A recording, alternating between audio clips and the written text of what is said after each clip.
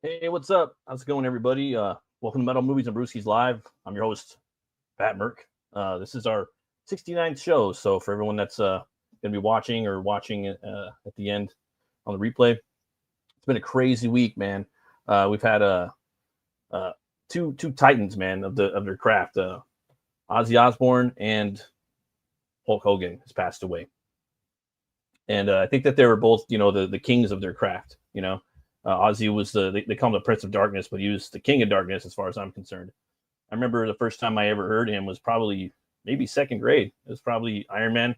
I was always fascinated with that song, and I always, wondered if it had anything to do with Marvel Comics, and it never did. It's its own storyline, Then later on, I discovered more of Black Sabbath through was the Nativity in Black album, where it had a bunch of different bands that were playing covers. That album was pretty big. My buddy I think he had the album in fourth grade, and then later on, I found out through all the other albums, organically through junior high and high school. And Hogan, he was there at the beginning. when I was very, very young, maybe 5, 6, 7. I can't remember when I started watching wrestling, but it was him and the Undertaker and the Ultimate Warrior. Warrior was him and Hogan were always battling it out for who was my favorite wrestler at the time. But Hogan, man, I was always watching him dropping that boot, and the one match though, the one that really got me the most was the one between him and the Ultimate Warrior. You really you really didn't know who was going to win at the time, but it was a crazy match. But I think that was probably my favorite one. And he came back with different personas. A lot of people like Hollywood Hogan. That was like the biggest heel turn in wrestling, they say. I really like the All-American Patriot. I always thought that was a cool concept when he came back. He was like kind of like Captain America. And I just thought that was cool. He had like the Iron Patriots. He's always like showing his biceps and whatnot. But I'm gonna pour out a little toast to these guys, man. And I couldn't believe it. A lot of people were like, "Oh, pinch me," and is someone better bubble wrap up Clint Eastwood, because he's getting up there, and he's already going to be directing a movie pretty soon, Clint Eastwood. So got a little bit of a cheers to you guys, man. Rest in power, Ozzy and the Hulkster. You guys haven't played Brutal Legend? It's an awesome game. I think Razorfist is playing it right now. He was playing it last night. You guys go check that out. It's an awesome game. I can't recommend it enough. I remember I played it a lot when me and my little brother had it, and the game froze on me. You have to go around and collect these dragon sculptures, and I was so pissed. But Ozzy's in there, and so is Lemmy, and a bunch of different people. Tim Curry, Brian Posehn. It's an awesome game. It's beautiful. It's like, how would you put it? It would be like Zelda meets heavy metal album covers, but the game, and they were just really doing something special with that. So I feel that like whenever you go back and play that game, that it kind of transports you back in time, and it's a game that can never be organically made again. They were saying that like on Razorfist's show that was it Alice Cooper? They left him out. That would have been cool. Yeah, they should have put Cooper in there. But I feel that they could still make a game, and they could obviously AI voice characters and things like that, and that would suck. But they could never make it the same as the way that they made it now. So, and from what I hear too, it's been really hard on Pantera, especially Zach Wilde. He had to take some time off because of the whole Ozzy passing and whatnot. And then he had that show that went down 2 weeks ago. There's going to be an album for that, so I'm really looking forward to listening to that. And Ozzy, man, he had so many hits. Oh, hey, what's up, man? Thanks for stopping by, Edwin. Hell yeah. He had so many hits, so many. He could have a channel. I think he does have a radio station. I forgot if it's on Pandora or whatnot, but not whatnot, but it's on Pandora or a site like that. But I just can't believe that they took him. But it's cheers again, Ozzy and Hulkster. You guys, man, you were my childhood, big part of it. Got some news about some horror. Got a little bit of horror news. And this goes on about Hellraiser. Let me show you guys a little something what I have right here. Let's see what this is.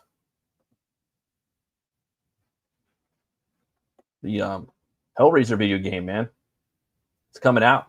And Doug Bradley, the voice of Pinhead, is going to be voicing the character in this game.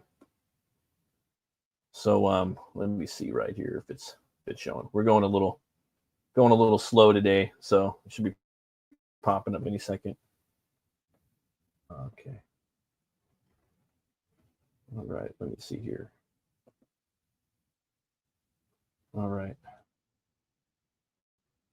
Yeah, YouTube's changed a lot of stuff. I actually took a break for about 3 weeks. There's been so much stuff going on with me and the fam and events, birthdays, schedule changes and whatnot.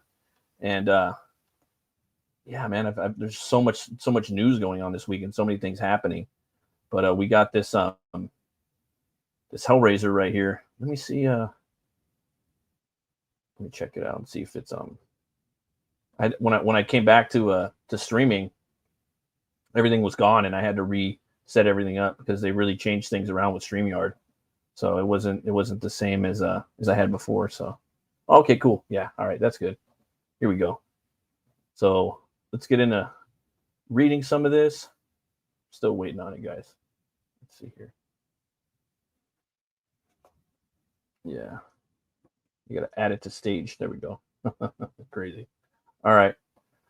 So you got the Hellraiser Arrival game coming out. It's first person. I'm not really big into first person games, but this looks like it would be kind of fun to play for a little bit. The last first person game that I played that I really liked was, well, two of them. It was Turok and The Darkness. And that was like the one from Top Cow comics books character. And Mike Patton of Faith No More and Mr. Bungle, he did the voice of the demons in there. Clive Barker's Hellraiser is getting what his creator calls the first true video game adaptation of Clive Barker's Hellraiser Revival. Developer Boss Team Games and publisher Saber Interactive announced Tuesday Hellraiser Revival is described by its creators as a single-player survival horror game that will send players to hell, where they'll battle Pinhead, his fellow Cenobites, and a cult of worshippers, the sadomasochistic demons. Masochistic. Notably, Hellraiser Revival will bring back actor Doug Bradley, who will voice Pinhead in the new game. Hellraiser cast players Aiden, who wields a puzzle box known as the Genesis configuration as he journeys to hell and across hell on Earth to aid his missing girlfriend and challenge the Cenobites. A trailer for Hellraiser Revival shows a one-person gameplay against Hell's rank and file, as well as iconic characters like Chatterer stalking the player. So let's go ahead and take a look at a little bit of the trailer real quick.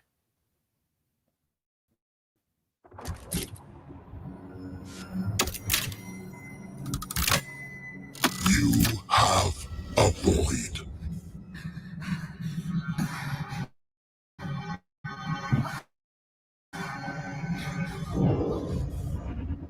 Oh, shit. Getting a little crazy right there. Here, let's jump forward. I don't know what the...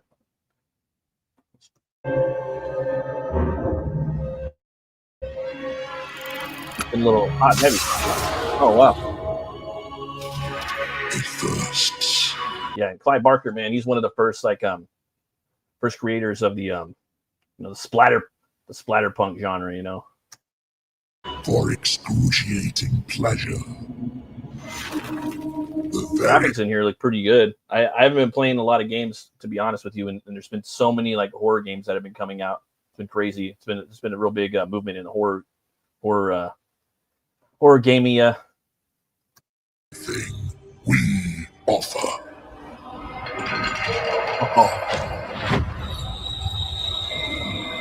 She and the Cenobites looks so realistic. When I don't know if you guys have read the new Elric books by it's just, I forgot if it's Titan. I think Titan's publishing them. The ones that are coming in from France, they have hardcovers. Really cool. And like the take on the artistic take on this is a lot like Hellraiser. A lot of Clive Barker feels in the new Elric books. They're kind of new. They've been out for a few years, but they're highly recommended. I got to finish reading them and review them. Is hellbound. Follow her, for we have such sight. In certain spots in there, it just looks like the movie. It really looks like it's a movie come to life. Things have changed so much drastically too. I remember when there was a Final Fantasy movie that came out. I went and seen that in theaters so long ago, like in the 90s. It was all CGI. Also the movie Beowulf. I remember back then it was cool. Like CGI movies are coming out. It was something fresh, something new, and then we're like, okay, this shit's kind of lame. Like, I don't want to just see CGI movies. But now I'm like almost there where it's like I could watch a CGI movie, not really an AI movie, but something that's animated.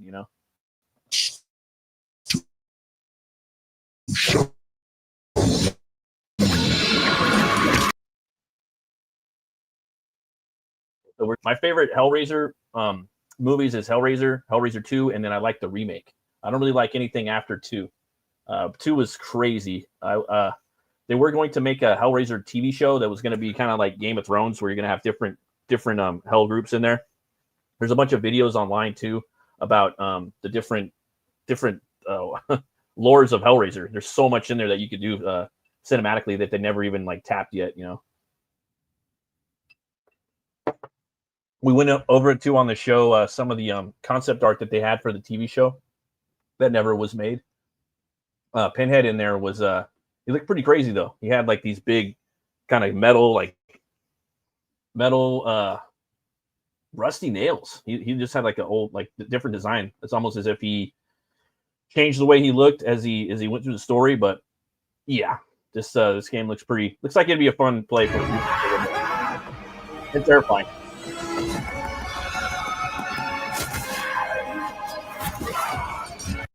Yeah, that's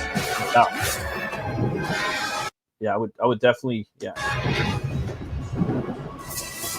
definitely metal as fuck. Oh man.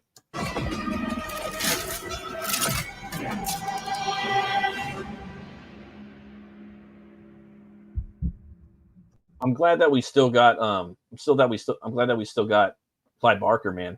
I know he's having a tough time right now. It's been a rough month, man. It's been a real rough month with Jim Shooter passing, and yeah, and this is the month of my birthday. It's usually just hot. It's not all this other stuff. It makes me really just appreciate my friends and my family and the ones closest to me. I'm truly blessed. There's this new Aztec Batman coming out. I don't know if you guys seen the trailer for this. We covered it on the show like months back, maybe 6 months ago or something like that. I always think it's fun. Batman's my favorite character. I always think it's fun when people do new takes on it. But I don't know. We'll check out a little bit of the trailer right now. I'm trying to do this to where I'm not getting in trouble too much because there's a lot of new rules with YouTube. I'm trying to make everything commentary as much as I can. So I'm gonna show the screen because I do have my my views on things, and let's check this out. All right. Yeah, they're making me jump around a lot with this new StreamYard. A lot. So here it is. Aztec Batman, Clash of Empires. A wise man told me once, fear can kill you or inspire you to action. Something's weird about the animation, though. I mean, some parts of it kind of makes me feel like it's the old, like something Disney would have put out. I don't know if it's like direct to video or even back in the 90s. So that's cool. And you got obviously the Danny Elfman Forever, like dun dun dun dun dun. That's in like everything after Burton's Batman. My son, when So right off the bat, no pun intended, I think that he's small, man. He's tiny. He looks like Robin. This is him right here, the Batman in here. I think the Batman characters need to all be pretty big. I'm sorry. you take my place, it'll be your duty to Look at you take my place. See how his dad's bigger than him? That's probably his dad. I'm not sure, but it's like, come on. always be ready for battle. What are those? So you got the white man coming in. I think a lot of people like on both sides are kind of getting a little out of control about this on Twitter and social media. They're saying white man bad, and then some people are complaining that why are you making the white guy look bad, and you're putting their propaganda in here, and it might be a little bit of both, but My hands control. take them out. See, the thing is though, this isn't like I don't know for sure, but it's like Gotham, right? Gotham is like an amalgamation of New York and Chicago. Okay, so this is going to be like a Aztecian or Mexican, Gotham City. It's not going to be like the straight up place that's probably exists in South America. They're probably going to make their own Aztec, metropolis or empire. You know what I mean? And this isn't. I don't think this is basically Harvey Dent right here. This is Two-Face. So he's going to change a little bit. It's not going to be the same thing. So there's going to be some leeway. For them all! Going to And so for me, when I saw this, I was just like, fuck yeah, Apocalypto Batman. You know what I mean? I love that movie, Apocalypto. It's like it's you know, it's one of the best movies ever made. Like it really is. And there's like it's the only Aztec movie there is. One of Mel Gibson's best movies. So them doing this, I thought it was cool. Stop, Cortez. I want you to train me to become the greatest warrior that the world has ever known. Again, he looks. I know it's Aztec Batman Begins, but still, he needs to be a little bigger. He's just tiny, man. What else do you require, my lord? See, and then you got the Aztec Catwoman. That's cool, man. That's pretty cool. So I you know, again, I got Batman the Barbarian on my pull list. I'm waiting for that. You know, it's going to be like Howardian Batman. I'm cool with that. Again, how many takes of Batman are you going to cry about? There's so many. Same thing people are crying about Absolute Batman. It's the same shit. Trust. See, I could see if they were getting mad if they were making every character, every villain white in here, then they would have some foot to stand on. If that's even a thing.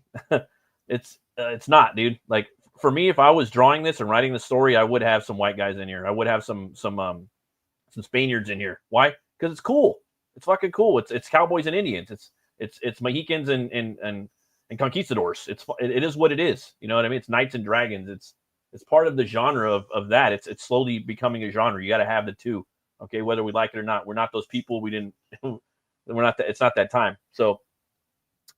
For me as an artist and a writer and a creator, I'd want to have that. Just visually, I need to see like different characters. They can't all be Aztec. I want to see some white dudes in there. If there's some conquistadors, I want to see. You know, I'd like to keep it somewhat realistically on fringe, accurate to that, but not entirely. You know, I'd want to put as much in there. But Joker, yeah, he would definitely be like that. I don't know about I just don't know about Harvey Dent being a conquistador. I mean, I guess he could. It kind of works, but for me, he would have to have that. He's still a good guy in there a little bit because Harvey always had that dichotomy of a good Harv and bad Harv. You know, the good version, the well written versions of him, in my humble opinion.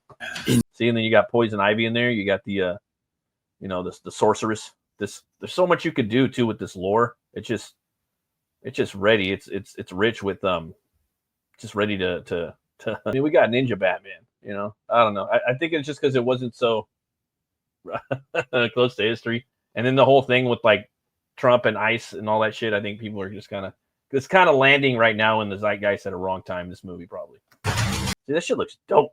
Like, I'm sorry, it looks cool. I just don't like some of the. How do I put it? I don't like some of the way that they're drawn, but the way that the characters move looks cool. The coloring's great. The animation's dope. I think Batman's a little too lean. I'd like to see him a little bigger. And it's not because of Absolute Batman, but he looks kind of small. But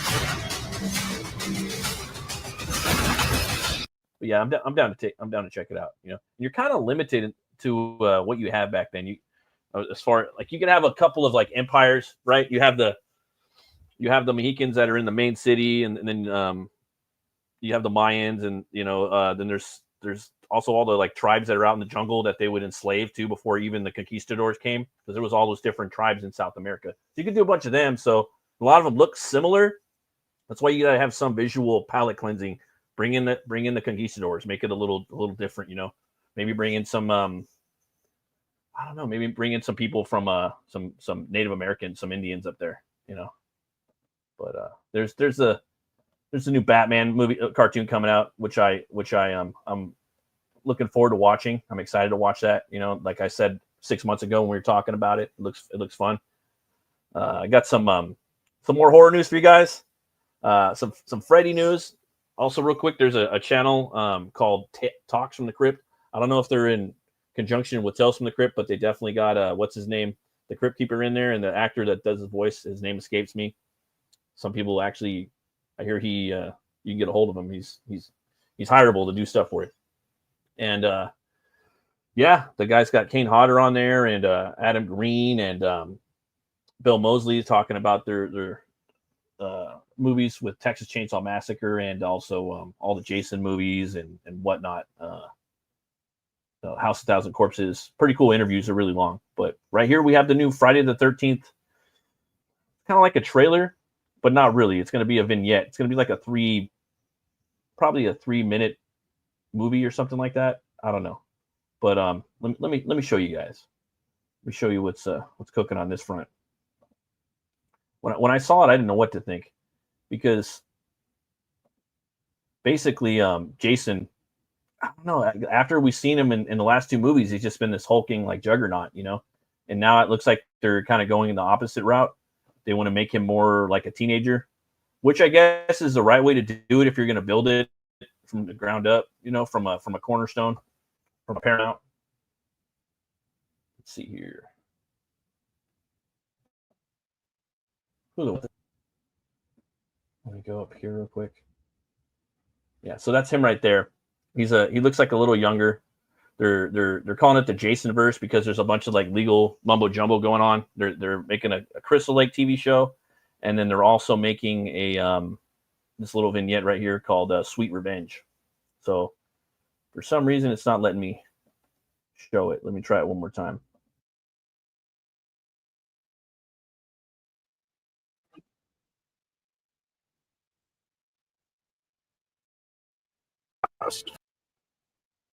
Well, you know, the usual story.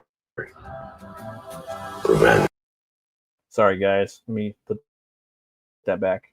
It's making me do everything in 2 gears now. I got to shift one gear and shift to the next gear. It's not as automatic. It's just StreamYard's trying to make you pay for everything and shift gears and just make it very claustrophobic and cumbersome. Here we go. You all settled in? Yeah, it's great. Okay, look at this. Got a beautiful spot here. The It's a property. reboot. Might be a little fringe woke. We'll see. Again, if you're gonna bring it back, if you're gonna bring Jason into the modern era, you got to kind of reboot stuff, guys. And I'm at that point now where things got to get rebooted because the younger generations, they don't know what the fuck anything is. They don't know what Indiana Jones is. They don't know what anything is. So it's almost like you have to reboot it to make things relevant, kind of like they did with Clash of Titans. And then hopefully they'll go back and watch the other stuff and they'll collect everything and they'll become a new fan. You know, that's what happened to me. It took too many years, but it did happen. And some reboots, sometimes they're better than the originals. If you look at The Wolfman with Benicio del Toro, better than the original. The Fly, you know, by David Cronenberg, better than the original. Okay. The Thing, John Carpenter, better than the original. So here we go. Had a bit of a troubled past. What kind of trouble? Well, you know, the usual story. Revenge.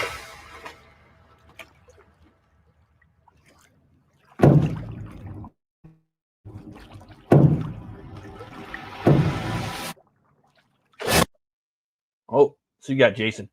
Here he comes. What happened?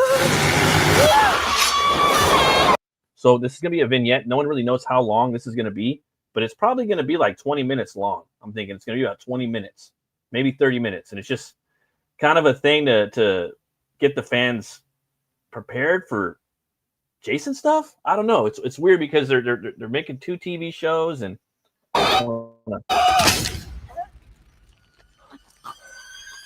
but I do know that Greg Nicotero designed that mask. They were showing it at Comic-Con earlier, and people were complaining about the eye sockets. They don't look empty enough. There's too much of a brow coming down. I'm like, bro, come on, who cares? Like, not.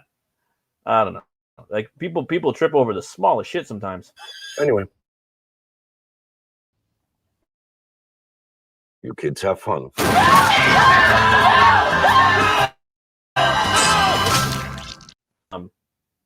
Anytime they're going to do something with Jason, Freddy, that's all good. It's all good in the hood for me.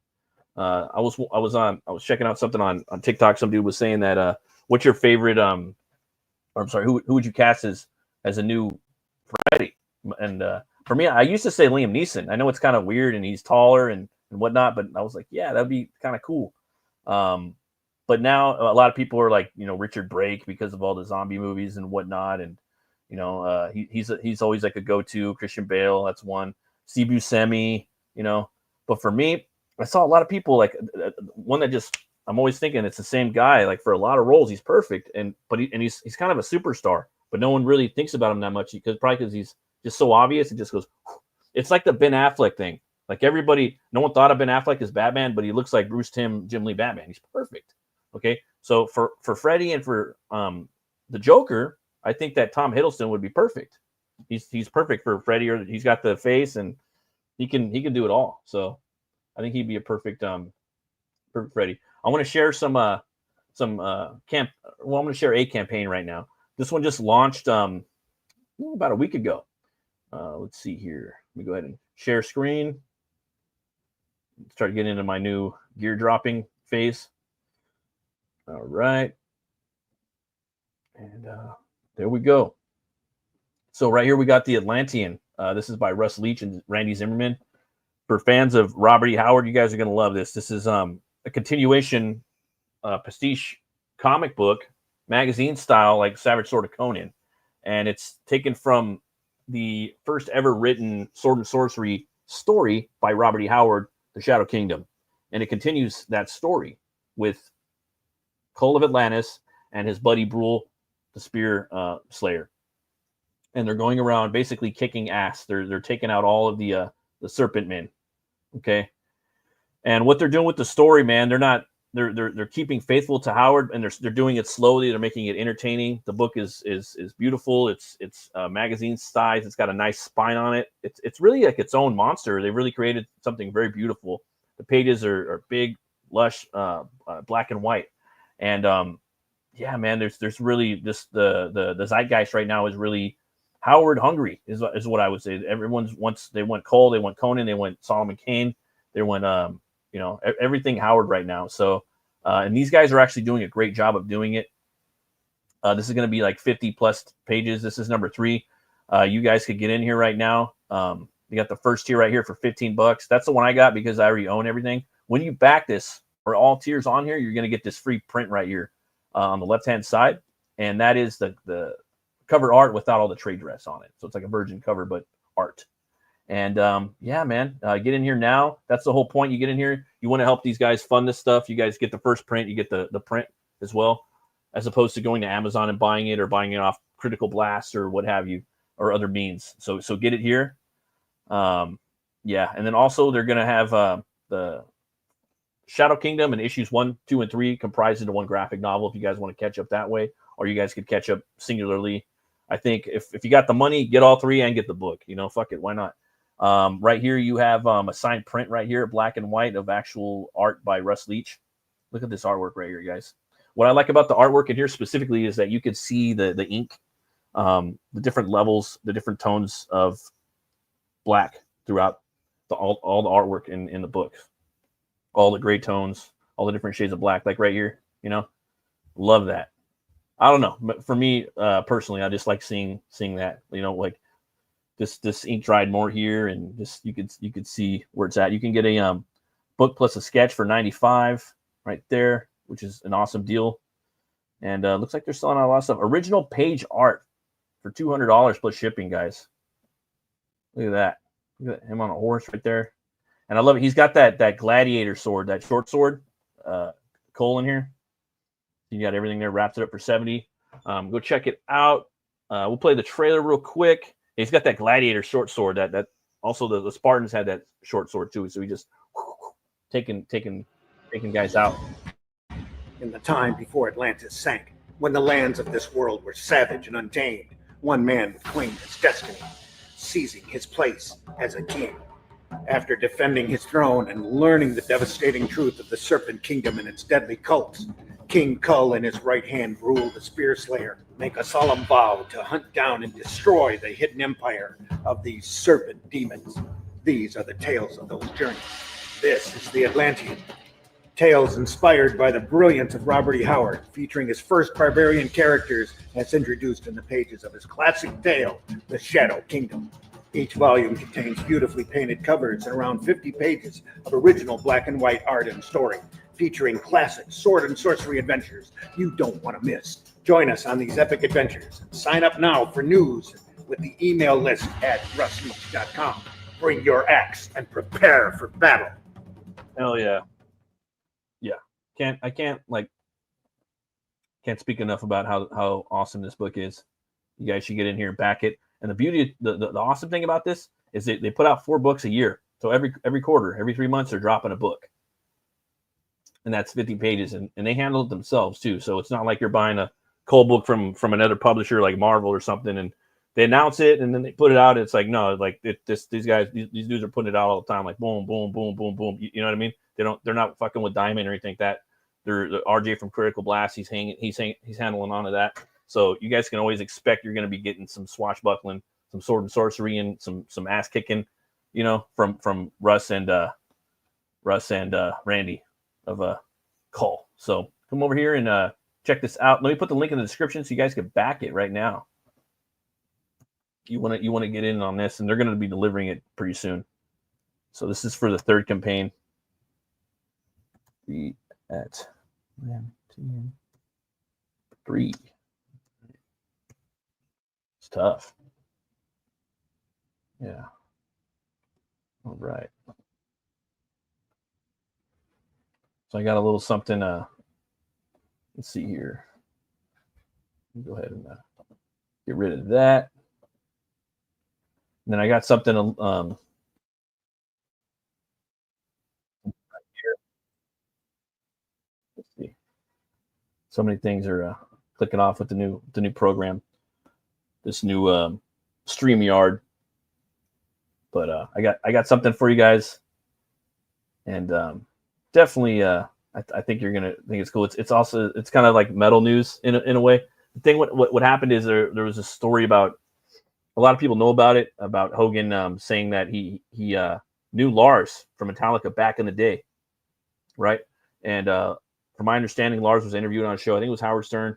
He was saying that, yeah, Hulk who? Like, motherfucker, what do you mean Hulk who? Everybody knows who Hulk is. It's either Hulk Hogan or the Incredible fucking Hulk. And it ain't going to be the Incredible fucking Hulk talking to you. And Lou Ferrigno can't hear you, bro. So, yeah, it's Terry Bollea. He's talking to you. So, yeah, I think they did have a conversation. It wouldn't surprise me if Lars did talk to him back in the day and hit him up, you know, like maybe we should jam sometime. Maybe not join Metallica, but for him to just blow off Hulk Hogan like he didn't know who he was. That right there was sus as fuck, from my understanding, unless I read into it wrong. But he was asked, you know, Hulk who? Like he didn't know who he was. Everybody knows who Hulk Hogan is. Everybody knew who it was, especially back then when things were different. And he's the face of wrestling, dude. So from my understanding, though, years later after that, Hulk Hogan tried out for the Rolling Stones. Obviously, he didn't get in. He was trying to get into it. He put out word, hey, let me try to get in there. He's a bass player. He plays bass, right?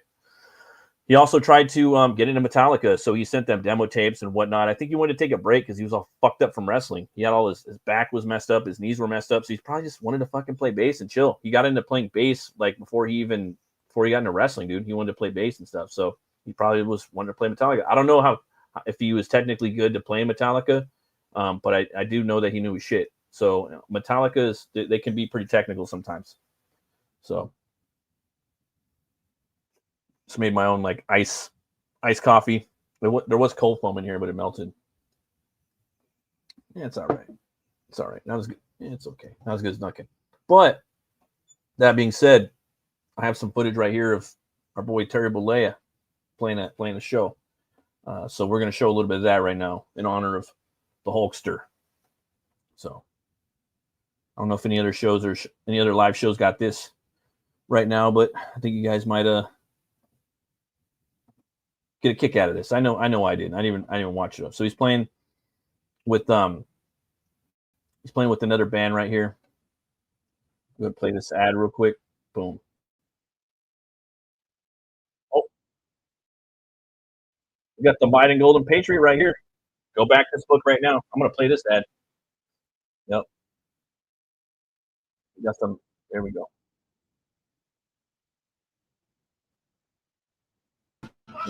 Somewhere in North Africa, 2 American flyboys are soaring high on a reconnaissance mission. This campaign is closing down like in a few hours, so go back it. I backed it. With the occult gripping the Nazi high command. It's like the Green Power Ranger fight Nazis. That's how you put it. And it's drawn by John Dillard, excellent artist, fantastic artist. Can't go wrong. Kicking Nazi ass. Get in there. Go back it. And it's cheap as fuck. It's like $17. You could add on an Origin floppy too for like another $5. So it's hella cheap. It's already done. All right. Let me check this out. It's Hulk Hogan at Sturgis Bike Week, jamming with Diamondback. Who wants to see the Hulk bass guitar. He's got his. He's always surrounded by. He's got his ladies with him. Yeah. And it's cool watching him play. Like he just gets up there and he's starting to. He's listening, trying to figure out the chords. Obviously, it's a classic song everybody has heard. But I'm gonna watch him like trying to figure it out. Me personally, I love listening to bands live. Now I love hearing it when they fuck up and then when they basically like fumble and they pick up the ball and they keep running, or how are they going to get back into the song and how are they going to start playing it the correct way? I love seeing that. I love seeing live music. It's real, man.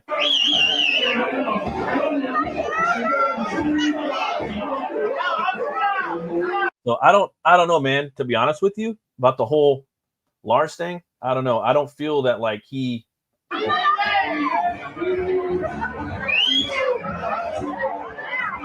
You can get down off the tables, please. Thank you. I don't feel Lars was being like 100% honest. Claudia, now come up here real quick. Let me get a picture of you. Come on, hurry up. Come on. And as far as like honest, obviously everyone knows he wasn't being honest in the fact that he didn't know who Hulk Hogan was, but honest in the regard that he never talked to him about jamming, because people talk about jamming, dude. You know what I mean? Especially people that are in like entertainment. You know, like you like if you're playing metal or rock, you kind of connect with people like that. You know what I mean? So I know that if they met and they actually did have a conversation, dude, he probably was like, let's jam sometime. I want to introduce you to my wife.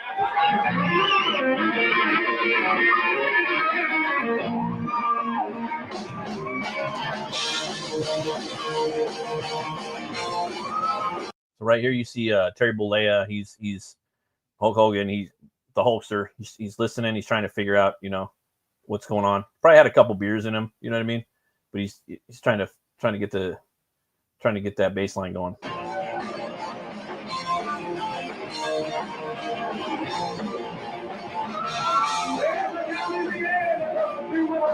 You'll watch too his fingers start plucking faster and faster and faster because he starts figuring out what's going on. So yeah.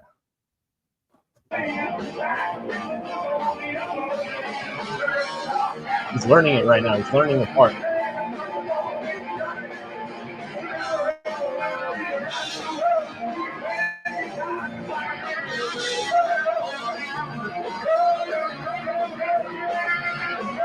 See how he's faster? He's faster and faster. Who wants to see the Hulk play?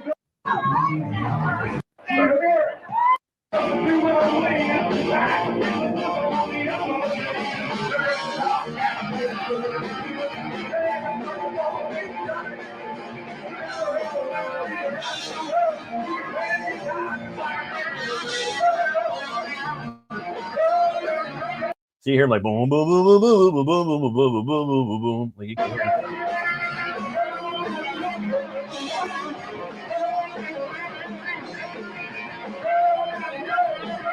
He's getting in there with the fingers.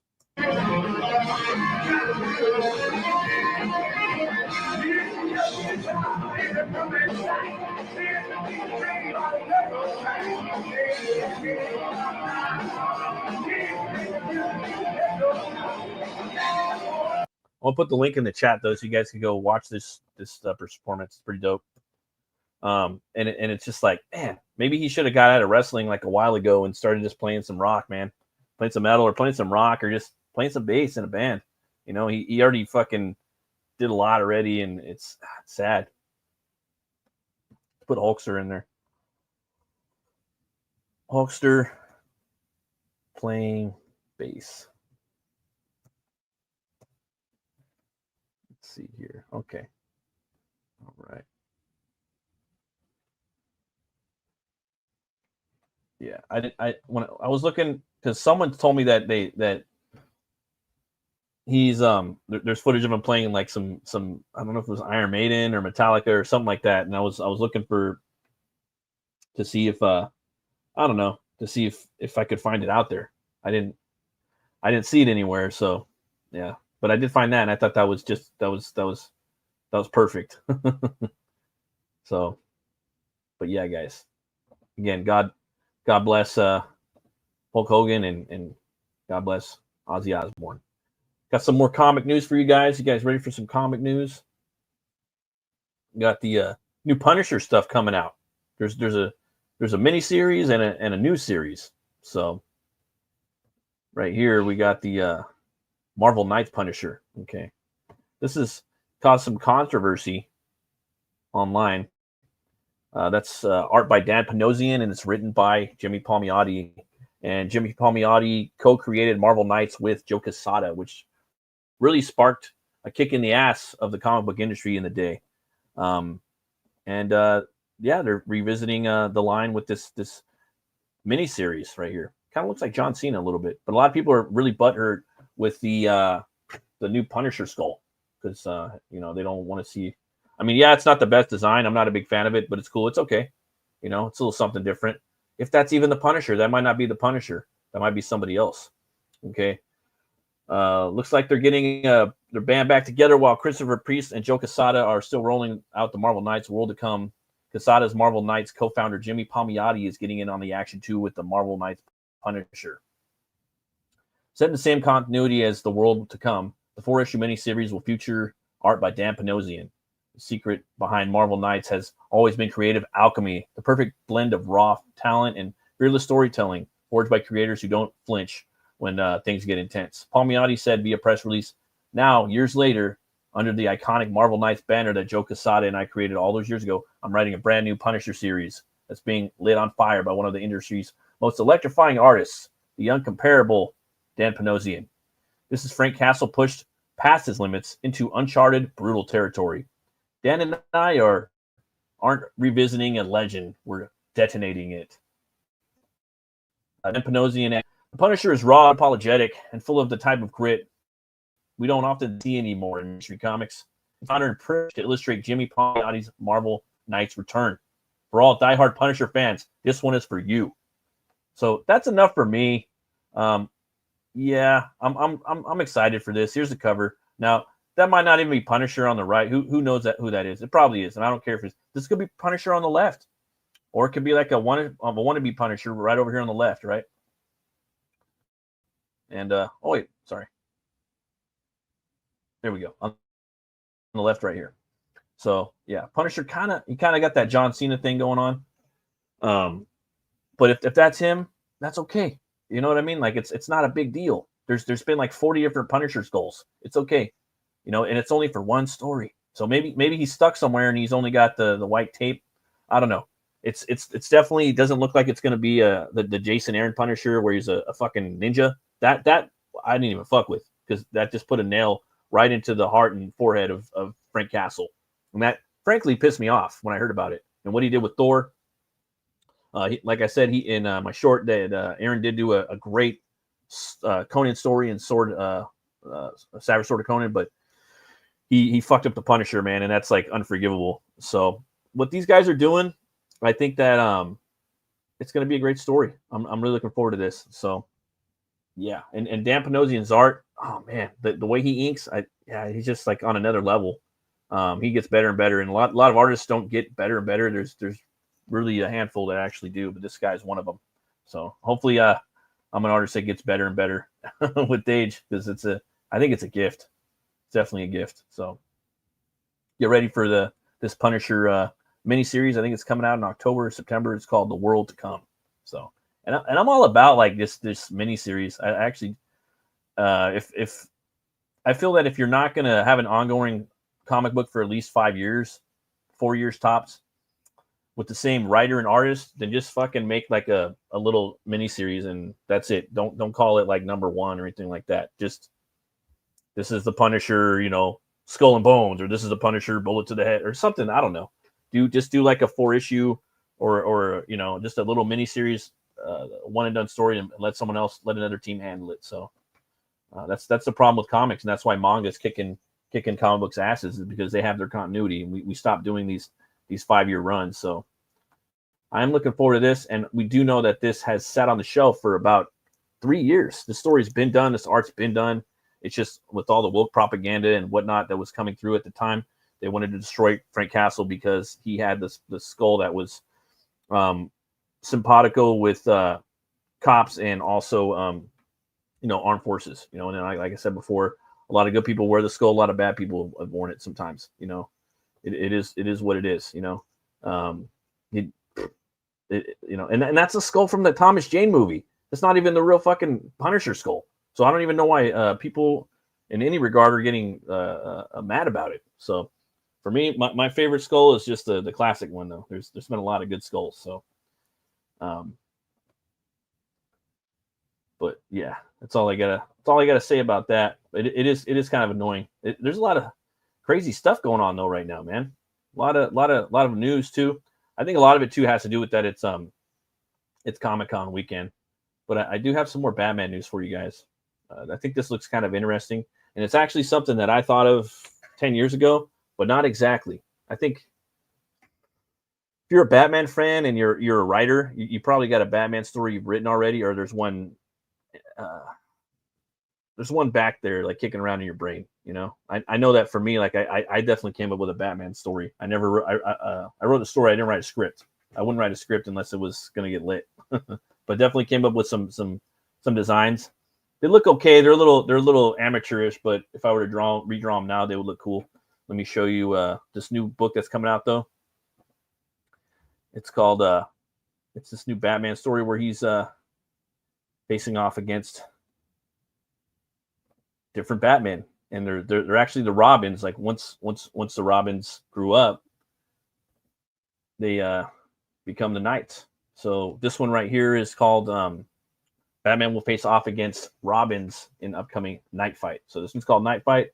So if Jason, Dick, Damian, and Jason, Dick, and Damian, yeah, that's just the three of them grew up, and they became Robins. This would and the Robins grew up and they became Batman. And Batman had to go to like a different time period and fight them. This is what it would be, and it's done by Dan Mora. I do like Dan Mora's Batman. I like the way he draws him. I haven't been collecting really the art, or I haven't been really collecting any of the comics with Dan Mora drawing it, but I think he does a solid Batman. He draws him really cool. Kind of has like that Jim Lee look to it. I did like his art, and I knew about him from Klaus that he did with Grant Morrison. So he is doing a return to Batman in the Deadpool versus Batman story with Grant Morrison. So that should be pretty cool. But if you guys haven't checked out the Klaus Santa Claus book that he did, I think that's where he got a lot of exposure. Go check it out. I recommend it. It was coming out every year, like around Thanksgiving, Christmas time. You get a new Grant Morrison, Dan Mora Klaus book. This is before he became a DC superstar, by the way. And I really liked the art. I thought it was cool. They would come out with black and white edition, and they would talk about different tropes with Santa Claus. Like one year he's taking on the Coca-Cola Company. If you guys don't know about the Coca-Cola Company, like they really famous. They're the ones that made Santa Claus famous. The Santa that we all know and love. It's from the Coca-Cola Company. They're the ones that did it because people weren't buying Coca-Cola during the winter as much, so they needed a character, an icon for people to want to drink Coke. Right? Everyone drinks it during the summer. So what do? We get Fat Santa. We make everything red. We make his cheeks red, his nose red. We give him the Coke. So.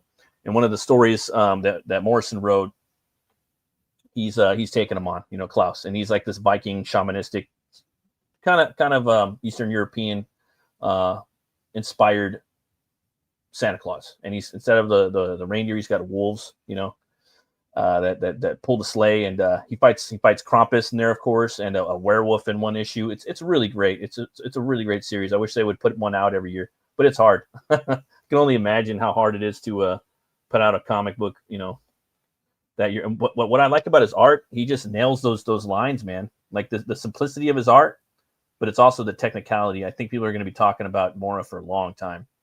Like he's got his little brush stroke right there, and this little his really like just line economy. He doesn't do too much, and then some of his stuff kind of has like this cartoony approach, but not entirely. And he just draws really good. Like he doesn't look anything like Silvestri, but you know how Silvestri's art is really appealing, and there's a lot more line work, and it's like he's like one of the best artists, if not from the 90s. to me, that's how I feel his art is. You know, at least I can see that's why people bring him in. And then with the way that people color now, you just kind of throw the lines where you need to and whatnot. But here it is. Let's get into this a little more. Quit my yapping. At this year's San Diego Comic-Con, writer Joshua Williams announced that he will be teaming up with Dan Mora this November to bring Night Fight. The story will be a tie-in to the upcoming DC KO event. And the DC KO event, I think I know about that. I think it has something to do with wrestling and the DC characters, which I think is cool. But we'll cover that on another Metal Movies and Brewsky'S. It's featuring all of DC heroes going up against each other in a fighting tournament orchestrated by Darkseid. So right here, he's got that weapon. It's pretty metal. I think it's inspired by the dude from Star Trek. I forgot his name. I'm not a Trekkie. Yeah, dude with the forehead. Worf, I think. But that's a cool Batman design. You know, he's just solid. You know, how many times are you gonna keep redesigning Batman? So, it gets hard. Owing to the time traveling nature of this event, Night Fight will see Batman travel to alternate futures where the various Robins have become the new Batman. That sounds dope. I'm sorry. That does sound cool. Williamson stated that one of Batman's biggest fears is what will happen to his children. And the Batman will have to fight each one of his former sidekicks that have taken his place in his absence.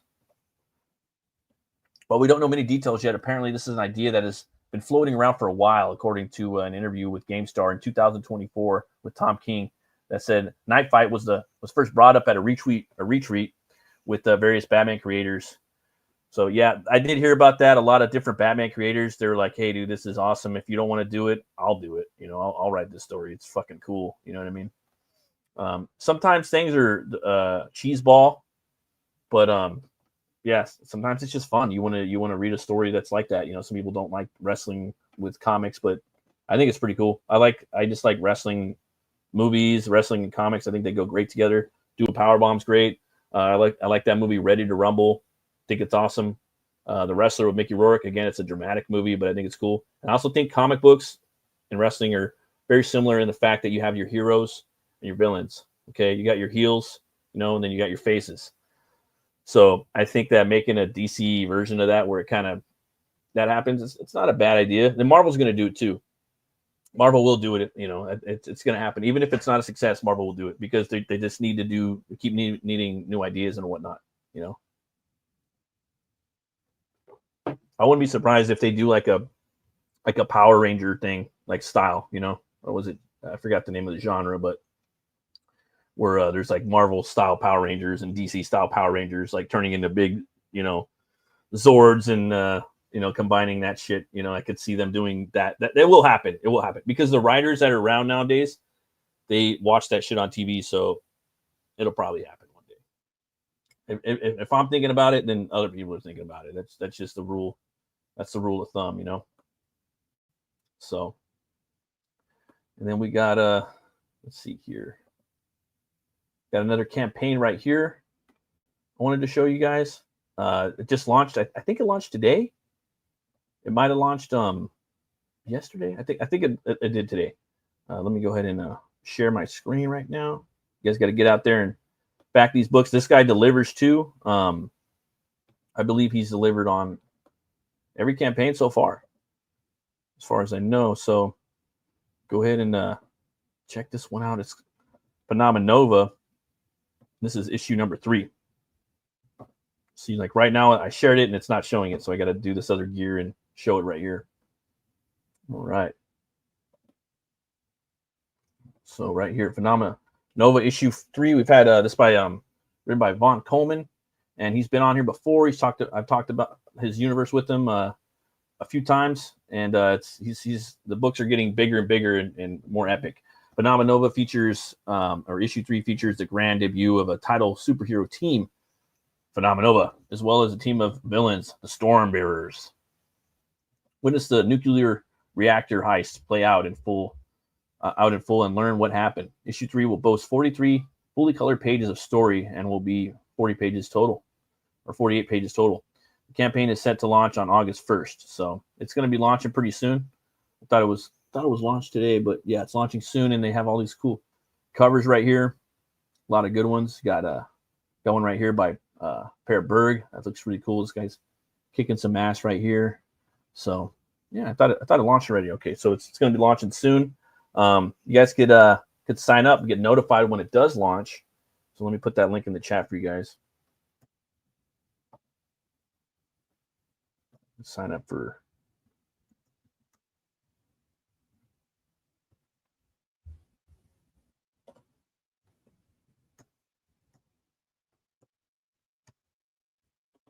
Okay, let's see here. Go down here. Check this out. Let's go ahead and sign up for that. A lot of really cool characters in here. Again, cool covers.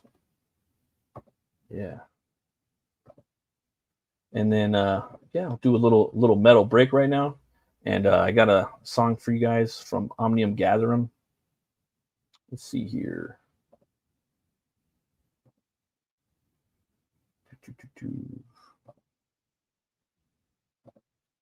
I heard part of this the other day, and pretty cool.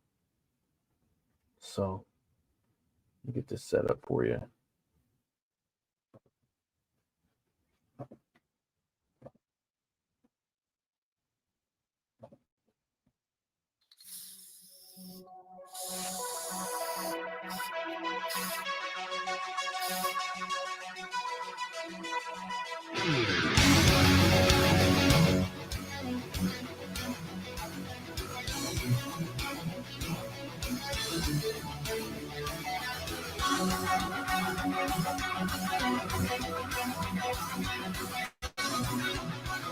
Pretty cool little guitar riff right there.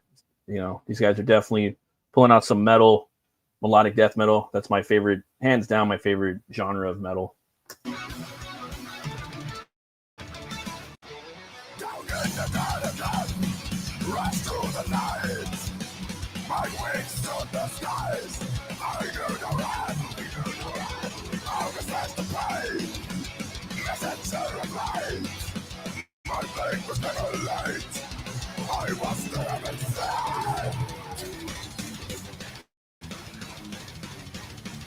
See, yeah, I'm already digging this. The dude's vocals are pretty cool.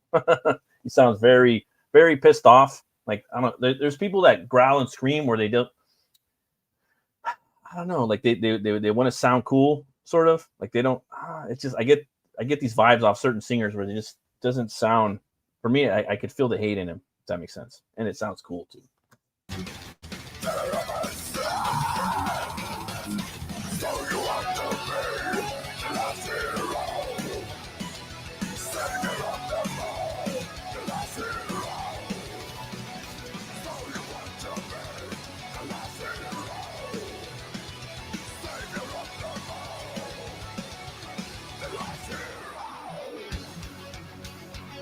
That's pretty cool. It's got a catchy chorus in there. Dig it.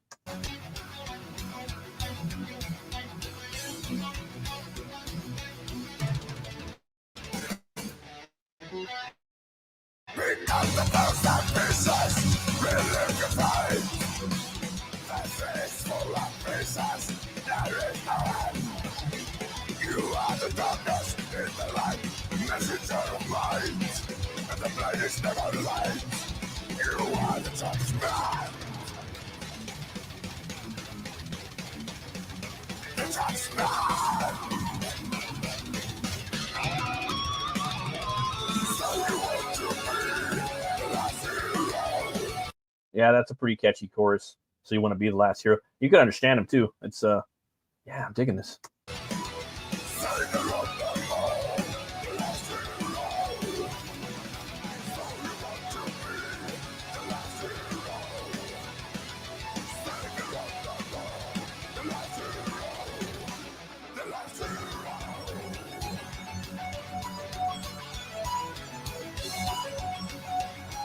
That's dope. They got a keyboard player too. It kind of reminds me of Children of Bodom a little bit. The not the vocals, but some of the choices that he's making. Oh snap! We got Brian Kreiskel. What's up, brother? How you doing, man? Good, man. It's tired. It's been grinding. Grinding.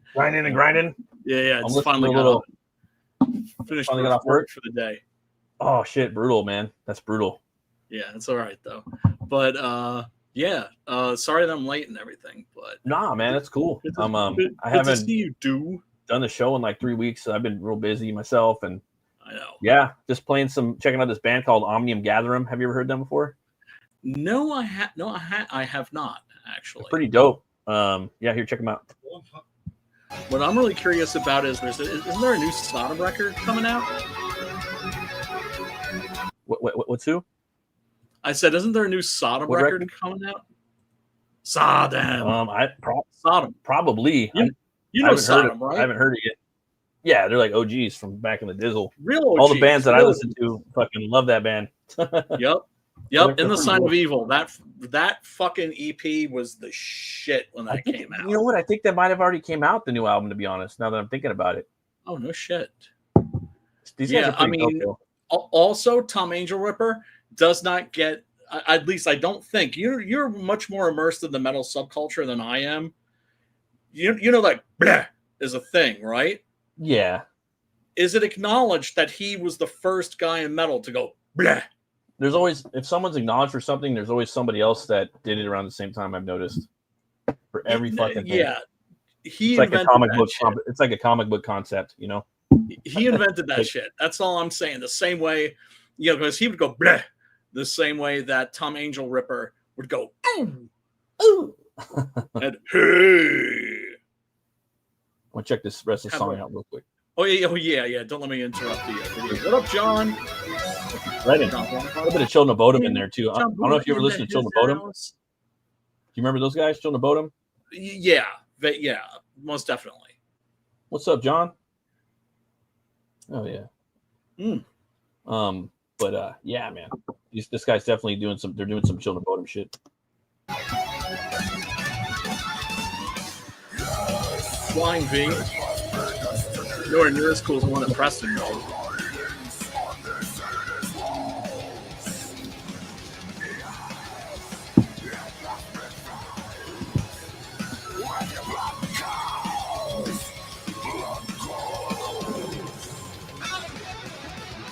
That a solo?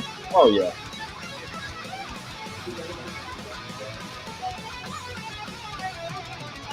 I love it when bands do two solos, especially when they're like this action packed sounding. I mean, bringing the slow melodies in there. I'm gonna have to listen to this album. Oh, so this is just a single. You've heard the entire record. Oh no, I've never heard this. Never. Oh, okay. I always try to find brand new music as much and bands I've never heard. I've heard this band's name before, probably 20 years ago, but I never listened to them. But so you're like me with the movies. You like to kind of like play shit that people might be sleeping on. I like to process things. I've realized that like as an artist we process. We don't really store information too much. We process, we interpret, and then we interpret that information into art. I try to. Yeah, I mean, like kids would always say, like, Brian, can't you just read a comic book? Can't you just like watch a movie? It's like, yeah, like we can enjoy that shit just as much as regular folks, but part of our brain is going to be deconstructing that shit at some point. Not necessarily while we're taking it in. When you go in, you shouldn't be deconstructing it as you're going through. You just experience the art, and then you start to poke and prod and take the shit apart just to see what makes it run. Exactly. Yeah, 100%.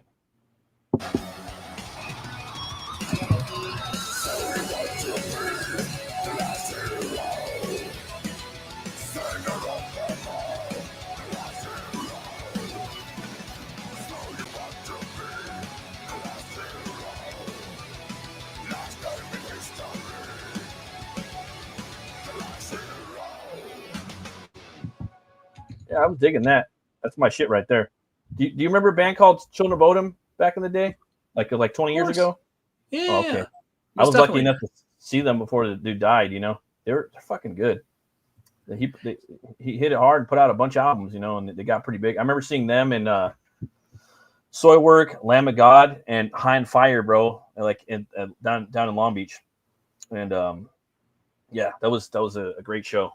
and it was like I forgot, it's like Long Beach Arena, and I think at the time like nobody had played there for like 20 years. It was like a first show in like 20 years, I think, because like I think Metallica had played there 20 years before that with Guns N' Roses, and they fucked the place up. Like all the fans did. They were like ripping chairs off and doing all kinds. Oh wow, damn! Like that old fucking Judas Priest show.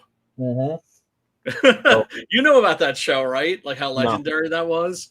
It was like Madison Square Garden or something like that. I have friends that were at that show, and the place like just got fucking demolished. And evidently, what set it off was Rob Halford was like off stage, and suddenly you hear a fucking bike revving up, and he drove out on stage on a fucking Harley, and the place just exploded, and they were just like ripping the seats up and shit, like, and basically started a riot.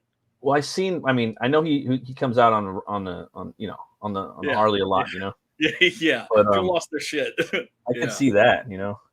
I got a little little monster hunting for you. If you're down. Dude, they've changed so much shit in here. Like since I haven't live streamed like a show for like 3 weeks, right? And they changed a bunch of stuff, man. It's not even, I have to like reformat everything, and I had to do it like on the fly. I wish I had like kind of did a test before I went live, but it is what it is. It's been so long since I streamed. You know, it's I crazy. have been working on that Paul Nashy thing on the very first Horror 101. So that's almost finished. Thing is, it's just like, you know, I want to fine tune it and everything, and part of me is just like, well, fuck it, just put it out there. That's weird. Like, just I don't know what's up. I think now AI and the algorithm, like just the way that YouTube and TikTok and all the stuff works now, it just really kind of picks you up, and if it's feeling your content and likes it, it'll put you out there, you know. And if it's not, it's not, you know. And then once you kind of maybe figure out what the formula is, it changes within like a couple months, you know. Well, that's the thing. Amorphous, basically. You just got to put out stuff that's, I guess, that you really like, you know. Well, and, you know, I'm produce. It's good too, you know. That's always king. Yeah, I mean, I'm not gonna like spend time like, you know, making videos and talking about shit I don't give a fuck about. I don't know how people do that. And like the guys that are running like the anti-woke grift, because wokeness is a grift, but so is anti-woke, right? Yeah. Now woke is dead. What the fuck are those guys gonna do?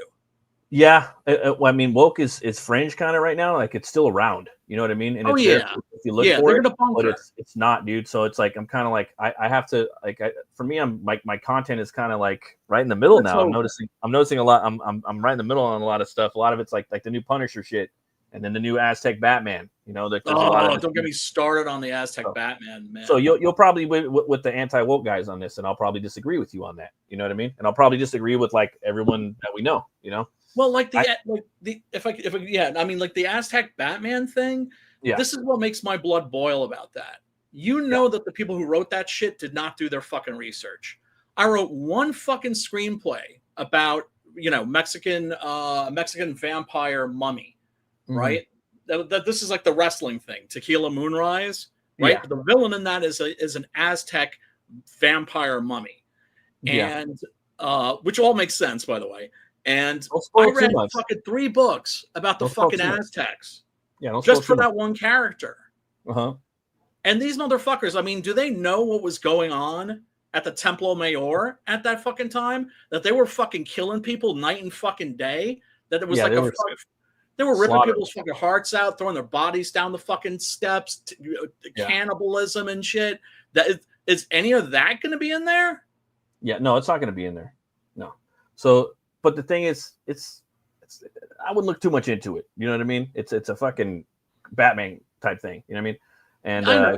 I know. 100% accurate. You know what I mean? No, but I mean, I'm just like a stickler for that shit. Yeah. And don't be like, oh, it's like the evil white man coming in, the colonizer, right? And you know, that's what everybody's crying about. This beautiful, beautiful culture. And mind you, the fucking Aztec culture is fucking incredible. It's just also fucking bloody as fuck. It's bloody as fuck, but so was a lot of the European shit. It was fucking back in the day. Like everybody was sacrificing everybody back in the day. Yeah. So they were just like slowly like getting to the point of not our people were doing it too at some point. But they were just kind of lagging on not doing it as much. So like the Spaniards came over and like, oh, you guys are still doing this shit. You know, we kind of stopped doing this like as much. And dude, dude. the shit was like a machine that was like Yeah. fucking. That was running night and fucking day, an endless fucking supply. Yeah. It's Lost that. front. Oh, there you go. Yeah, like for me, my biggest gripe was I don't like the design of the Batman. I thought he looked a little too scrawny. Terrible. I thought he could look a little bigger. For me personally, if I was going to do it, I would have Spaniards in there just because it gets boring when you just have a bunch of like, Aztec guys. Like visually, it looks boring if you're just having warring tribes, with like the rich tribes, the poor tribes, they're enslaving it and whatnot. Right, it gets boring. right. But then So I need a palate cleanse. Yeah, I would personally put Conquistadors. Spaniards in there. Yeah, the conquistadors. I don't know if I would make it Harvey Dent or whatnot, but I would do that. So, but from their perspective, a lot of the Mexicans now, they see the Spaniards as enemies. You know what I mean? No, and back then, they probably would have too. But So yeah, no. Well, I mean, that's yeah, their with perspective. Cortez de Montezuma and all that shit. Yeah. Yeah. I'm not saying that they were the good guys. Right. Do you know what I'm saying? But you Mhm. have to fucking keep it real. And I'm kind of like with Chuck Dixon on this shit. Like Chuck Dixon, he says that like if there's something that's history related, they'll hire him to write that story because they know that he will actually sit down and do his fucking homework.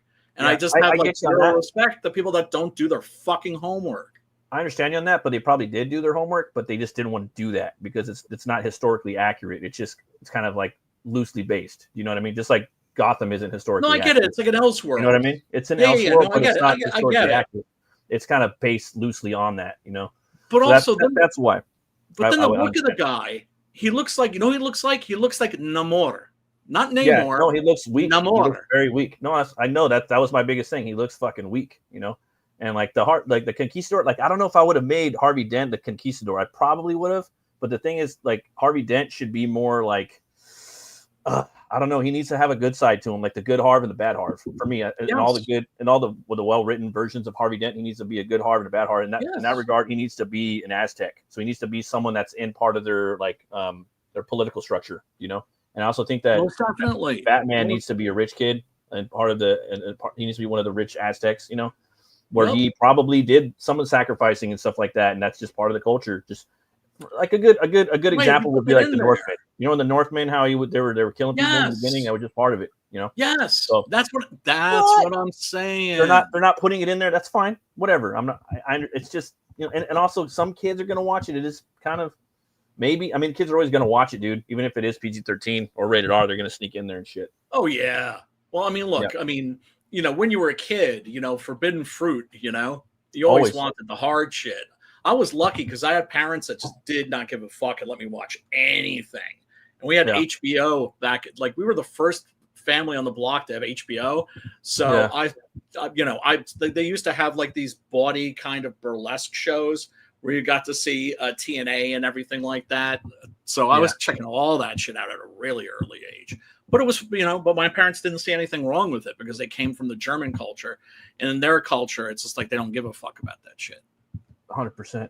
And the thing is too with Batman though, like I don't know, there are certain guardrails that you could flex on, but it's like I don't know, sometimes that goes out the window too. Like with Absolute Batman, he's not rich, he's self-made, But you have and things with Absolute Batman though, it's a horror comic. It's a horror comic with a lot of 90s kind of testosterone induced into it, A lot of body horror in the new shit. I don't know if you read the newest issue, it's the best one.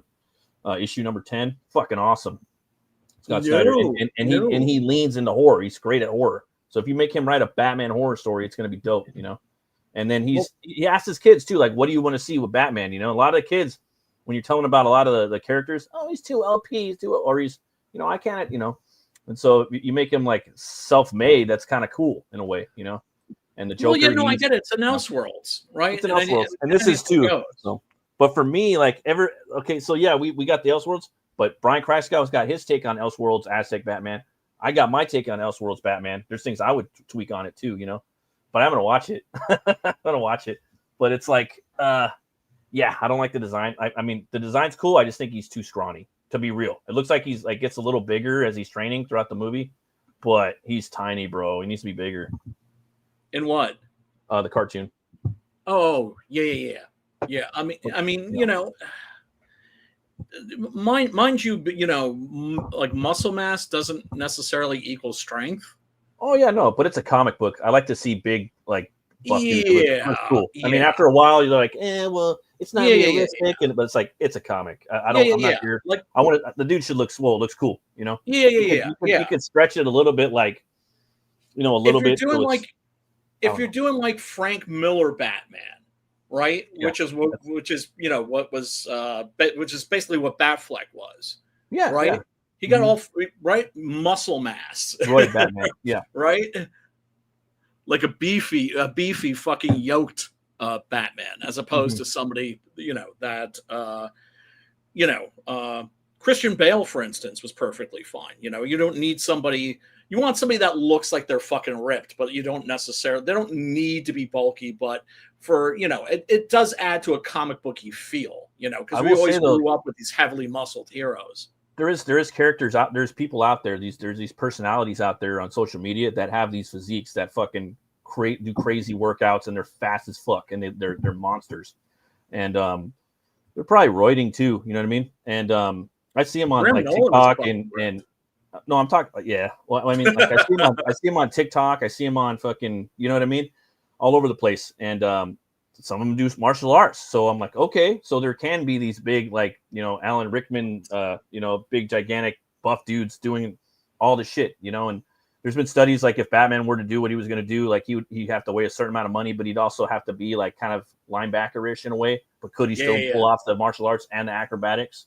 And can he still take the hits? Because Batman would need a tiny little, somewhat amount of body fat to take the hits, to recover and heal from the hits.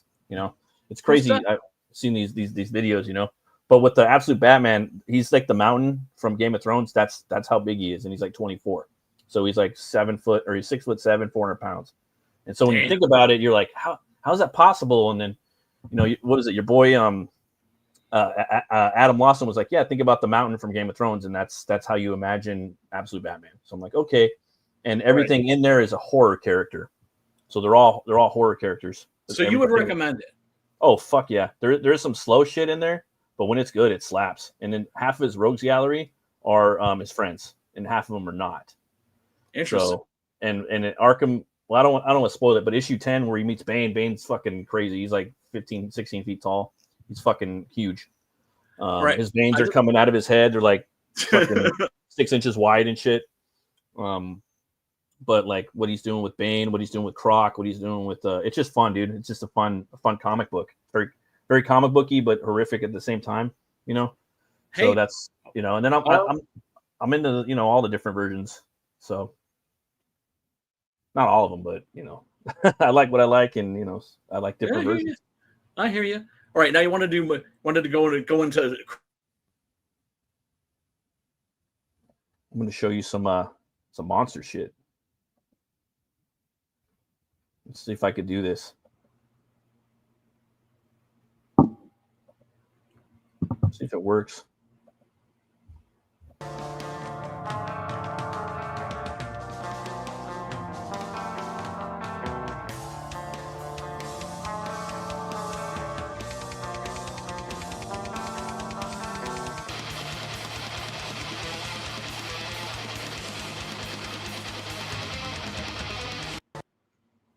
Got to get faster at that. Well, hey, you're fucking with the new shit. The new system. The new. Here we go. The Kraken. Yeah. So this is this is one that we all know about. The Kraken is a colossal, legendary sea monster. Go ahead. Okay. Said to dwell off the coast of Norway, so we do know it's always been Norwegian or Scandinavian and Greenland. In 2012, scientists discovered a giant squid that corresponded to the physical description of the Kraken, using deep-sea exploration with special lighting displays designed to attract the large predators. The sheer size and fearsome appearance attributed to the Kraken have made it a common ocean-dwelling monster in various fictional works. So we know this. It's just like a classic, cryptid. It's like the one cryptid that we know for a fact exists. Mm-hmm. I mean, it just has to. Yeah, it has to exist, and it goes down deep into the ocean, and we never see it. Right, but maybe every now and then it might like look up and be like, "Hey, what's that's floating up there? Why don't I get a closer look?" Yeah, let me see that. Because like, why, all these tales of sea monsters from ye olden days? And that's, I mean, giant. Now they mentioned this giant squid. I'd be curious if is there fucking video footage? They haven't gotten any footage yet. That's what they. Yeah, come on, motherfuckers. I want to see that shit. I mean, you want monsters to be. I mean, for monsters to be real, that's the coolest thing ever. Oh, 100%, man. And once it becomes part of the scientific community, then once it's recognized, yeah, it is what it is. So. Right, but they need a fucking specimen. Here we go. So, yeah, we got this new layout right here. I've been messing with it. They're always changing things around on here. Let's see. Boop, boop. There we go. I don't know. You hear about the stories too from the Greeks that they encountered the massive squid, and then the Vikings, or the different stories up there of the Nordic fishermen. It's crazy. Yeah. No, I mean the Kraken is like I said, it's just like that's like the one cryptid that for sure has to exist. Oh yeah. See, it's the only one really that's like a sure thing. Have you seen the new Predator Badlands trailer? Yes, which I fucking loved. Let's see if I can share it real quick. And I know some people are mad because they're like, oh, like why are they putting Wayland Yutani and aliens in there? And I'm just like, I'm sorry, this looks fucking dope. Let's check it out.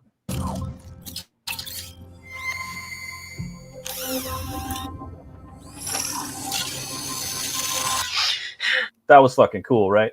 Yes. And I like this actress too. Yeah. She's like one of the Fanning sisters. I think she's like Dakota Fanning's little sister or something like that. Or younger something sister. Like that. But I've seen her in other stuff too. She's very good. So this is your first hunt. So I hear like people saw the first 15 minutes of this at Comic-Con. They're like, you have no fucking idea what you're like in for. Think Predator, like this changes the game. Like just off the first 15 minutes. And then we're gonna spoil it right now. And I swiped out of there like fuck that. I already know it's about Conan and like I've already seen interviews with Trachtenberg. The guy is the shit. Yeah, he knows what he's doing. Franchise is in the right hands. Most dangerous planet in the universe.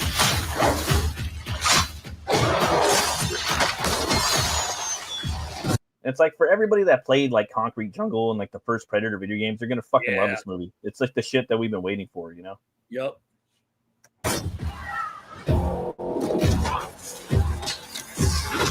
You don't get a decent fucking Aliens versus Predator. I love this shot right there. Yeah, it's great. It's like a perfect intro. I think it's like a really good intro. It is. And like for me, like I've always been like a fan of Predator. I like the Yautja now. Me too. I just think, like I said, I could watch a whole movie with just them. Like I said before, I've said in the past where it's it's dubbed in English where they're talking to each other and they're fighting each other, like a whole movie, maybe 3 or 4 tribes fighting, like Battle of 5 Armies or some shit. Right. So.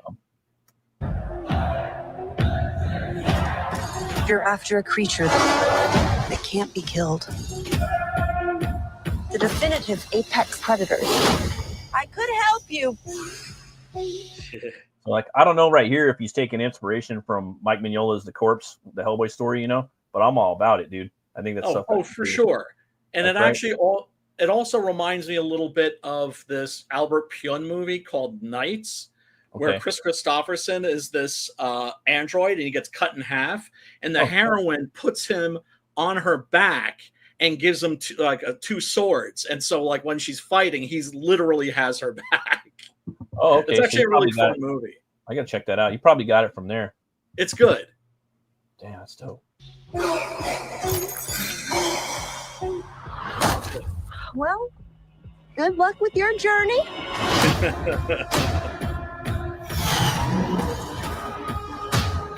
I'm telling you, this movie's gonna be big. It's gonna be a big fucking movie. I bet you $5. This shit's gonna blow up. Seriously. I like that. Like she's attacking him like that. Yep. I hope she never gets the bottom half too. I just want to see that. To me, that's horror. It's like yes, it is horrific. You know, even though it's an Absolutely. Android, it's fucking absolutely. You do so much with that. It's creepy. Like just her jumping out like that's fucking kind of scary, kind of terrifying in a way. One of the scariest You're moments in not the original Predator. Alien is when fucking Ian Holm gets his head knocked off.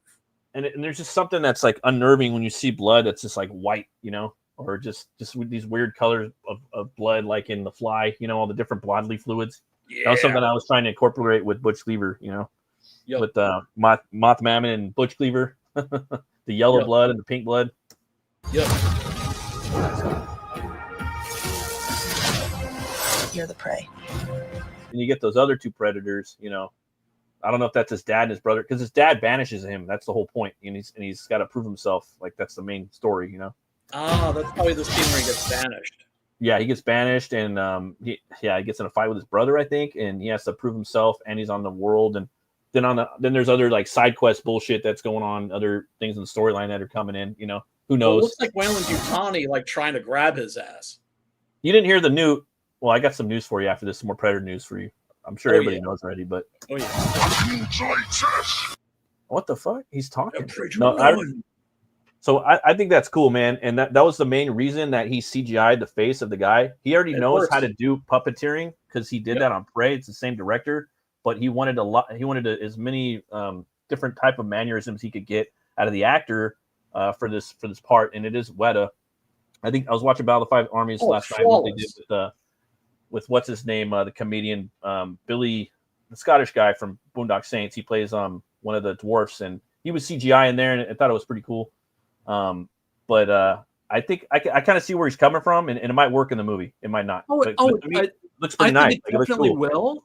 Yeah, I think it definitely will, because if you look at the Planet of the Apes movies, mm-hmm. especially that last one, yeah. But the quality of the fucking special effects is amazing. Amazing, you know. And that guy's doing Zelda next, so he don't fuck around. And that he took 5 years out of his life to make that. Yeah, it's flawless.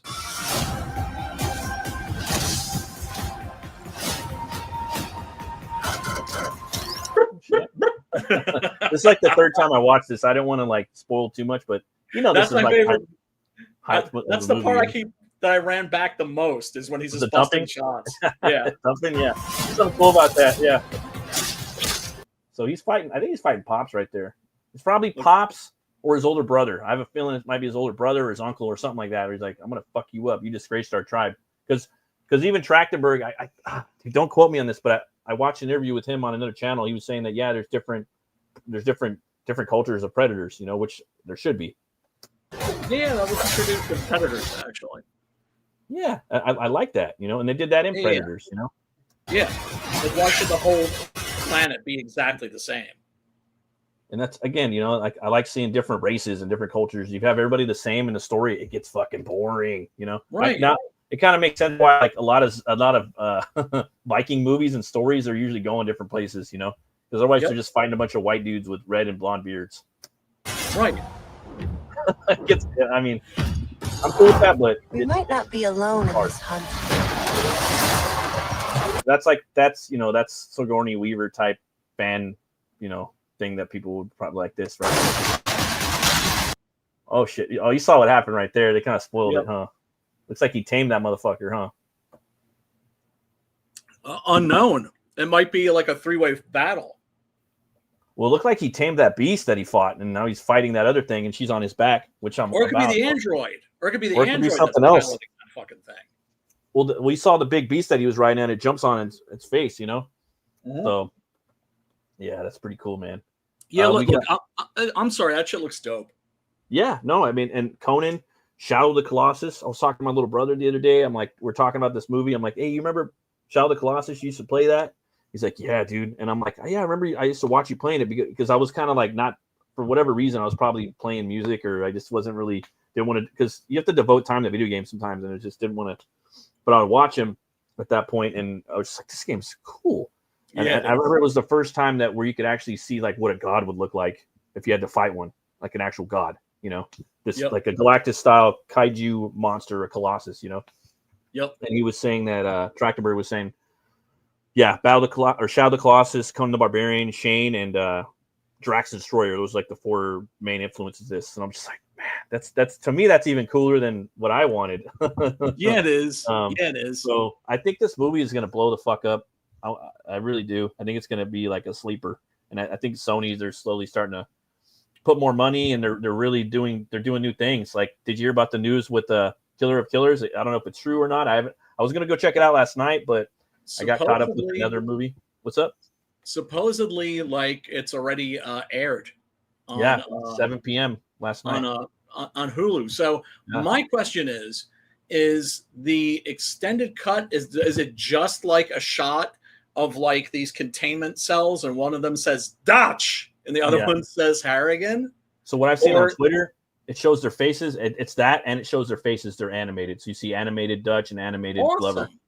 So I'm about that. I almost feel like they contacted them, because everyone's been saying Dutch. Yes. And a lot of people are like, what's your favorite what's your favorite? I like Predator 2. I like Predator 2. I like Predator 2. I like Predator 2. Like, a lot of people love Predator 2, bro. You know, it's a proper sequel. They're both really good. Like, yeah. You know? And it aged well too. I have to say, Predator 2 aged really well. It's very LA as to like falling down. Like, they really nail, like, it really feels like Los Angeles when you're in there, just like the movie Falling Down, but you're in there with a fucking predator. So and fucking Gary Busey, and there's something about movies where they try to capture the monster, where they try to freeze the monster, right? I just remember thinking when seeing that in the theater, it's just like, okay, we're gonna set up a trap and we're gonna freeze them, and I was just like, this is like some 1950s monster kind of shit. This is fucking awesome. I was watching Happy Gilmore 2 last night, and I mean, I expected dog shit, you know. But I've noticed though, like, even every movie that I watch from him, I laugh at his movies, even like all of his shitty movies, you know. And to me, like, some of his shitty movies are some other people's favorite Adam Sandler movies. He's like his own genre. So kind of, I knew that going in, you know, like, it was probably just going to be an Adam Sandler movie, and that's what it was. It was just an Adam Sandler movie, dude. It's nothing, you know, it's nothing groundbreaking. But I did like what they did, the setup for it. I thought it was really cool, and it wasn't what I expected. And I'm like, oh, you guys went there? That's cool. I'm glad you guys fucking had the cojones to do that. That's cool. It's not what you know. There's certain things that was like, you know, but the main villain there, like, the funniest thing to me wasn't even that big of a deal. And I've noticed that with the Adam Sandler movies, it's like the stupidest minuscule things are like the funniest things about him, right? For me. And one of them is the main villain there. He's a YouTuber, right? Or he's an influencer that wants to like make this new form of golf that's extreme, right? And he's getting all these different golfers, and he's giving them surgery on their hip, on this specific ligament that gives them that extra to knock these long balls. So they're all like Happy Gilmore style of like athletes that he has to go up against. And Happy has lost everything. Like, he's lost pretty much everything. He's got a little bit, but he's lost mostly everything, you know. And he has to go up against and learn how to redo everything. And he's a complete alcoholic. And one of the gags in there is he literally, everything in the movie, there's alcohol in it. Like, he's hiding. He's such an alcoholic. He literally has alcohol in every single prop in the movie. So he's always drinking nonstop. That's fucking hilarious. But the one thing there, the villain in there, he has he's like, just has halitosis. He has the worst breath you could possibly think of, you know. He goes up, he has like this like secret headquarters that he goes into, and he types in this code, and then he breathes into it, and then it says fart breath activated. Like, and that happens towards like the middle of the movie, and it's like or like damn, this fool's breath smells so bad, it smells like a fart, you know. And like Adam Sandler always talking shit. But yeah, for me it was Shooter McGavin. I really liked that character. He came back. It was cool seeing him come back, and I don't know, it was just a fun, like, cartoonish. They're cartoon characters in there. His movies, they're filled with just cartoon characters. Yeah, I can't say I've ever really watched them. Yeah, like I just never cared for him personally. I did see him in a science fiction movie called Spaceman. That's on Netflix, and that was very good. And he's actually very good in that. Yeah, he's good at drama. I never really give him a chance with his dramatic movies because I just never have. Like, I remember the first one was The Cobbler, and then there was this one called Uncut Gems that everyone was talking about. I would watch them. I just don't. There's so much other shit that I need to watch. I know so, exactly what you mean. but I loved Happy Gilmore growing up. It was his best movie. It still is his best movie, you know. But it was cool seeing all the member berries. It's just chock full of member berries, and they do just reshoot things and just kind of, you know, characters have family members that carry on for their role. Ben Stiller's funny in there. He was one of the funniest. Ben Stiller was the funniest character in the original movie. Did you never saw Happy Gilmore? Nope. Oh fuck. Yeah. Go watch never Happy saw Gilmore. any Adam Sandler movies. Yeah, go watch Happy Gilmore. It's one of the funniest movies ever made, in the top 100, I would say. His movies are very cartoony. Like they're I mean, if you want to break it down, they're fucking cartoon characters. They're Mad Magazine characters. Each movie is like a Mad Magazine spoof on something, and all the people in there are fucking cartoony characters, bro. If you look at it like that, it's hilarious. Yeah, but I mean, John Lovitz and just the stupid cartoony nature of it. It's funny. So it's stupid. Here's the thing. It's like, and people notice this when they go through like my DVD and Blu-ray collection. They're like, man, you don't have a lot of comedy. I'm like, yeah, because I don't find most comedy funny. You might not with Peter Sellers movies and shit. Like, you know, I love some, you know, old Blake Edwards movies. I found. Do you like Naked Gun? Or you never got that humor. You're not into that shit. No, I like Police Squad, and Naked Gun's perfectly fine. But you're not laughing at it. Something for me, like if I really want to laugh, like a fucking Santa Claus laugh, I'll watch wrestling. I mean, no movie is going to be as funny as like an Abdullah the Butcher match. Okay, so you don't have any comedies that you're laughing at. Like, this is hilarious. Like, you don't like Dumb and Dumber. Was that movie funny to you? Yes. Okay, so to me that was like funny. One of the funniest movies I've ever seen. Like, I was crying in the theater when I was in Tropic Thunder was funny. Hilarious. Okay, so again, for me, Tropic Thunder is it's the same exact genre as all of the Happy Gilmore movies. That is a Happy Gilmore movie. It might even be a Happy Madison production. If with him not even being in it. But that's how it is. It's just made of these characters. You know what I mean? How Tropic Thunder just has all these fucking weird characters that are cartoonish. That's how all of the Adam Sandler movies are, and there's like 20 movies now. So it's just funny though, like seeing him reprise that character. My second favorite movie, and it wasn't when it came out, is Little Nicky, and it's metal as fuck. And that one, he's a demon, dude. It's like, he pulls in a lot of talent too in his movies, but they are different. They're definitely not the old school movies, but they still are, you know. And it's okay. It was okay. But after I watched that, there's this new TV show called Untamed, and it takes place in Yosemite National Park. And it's a big. I don't know if you're familiar with Yosemite, but it's a big park in California, Central California.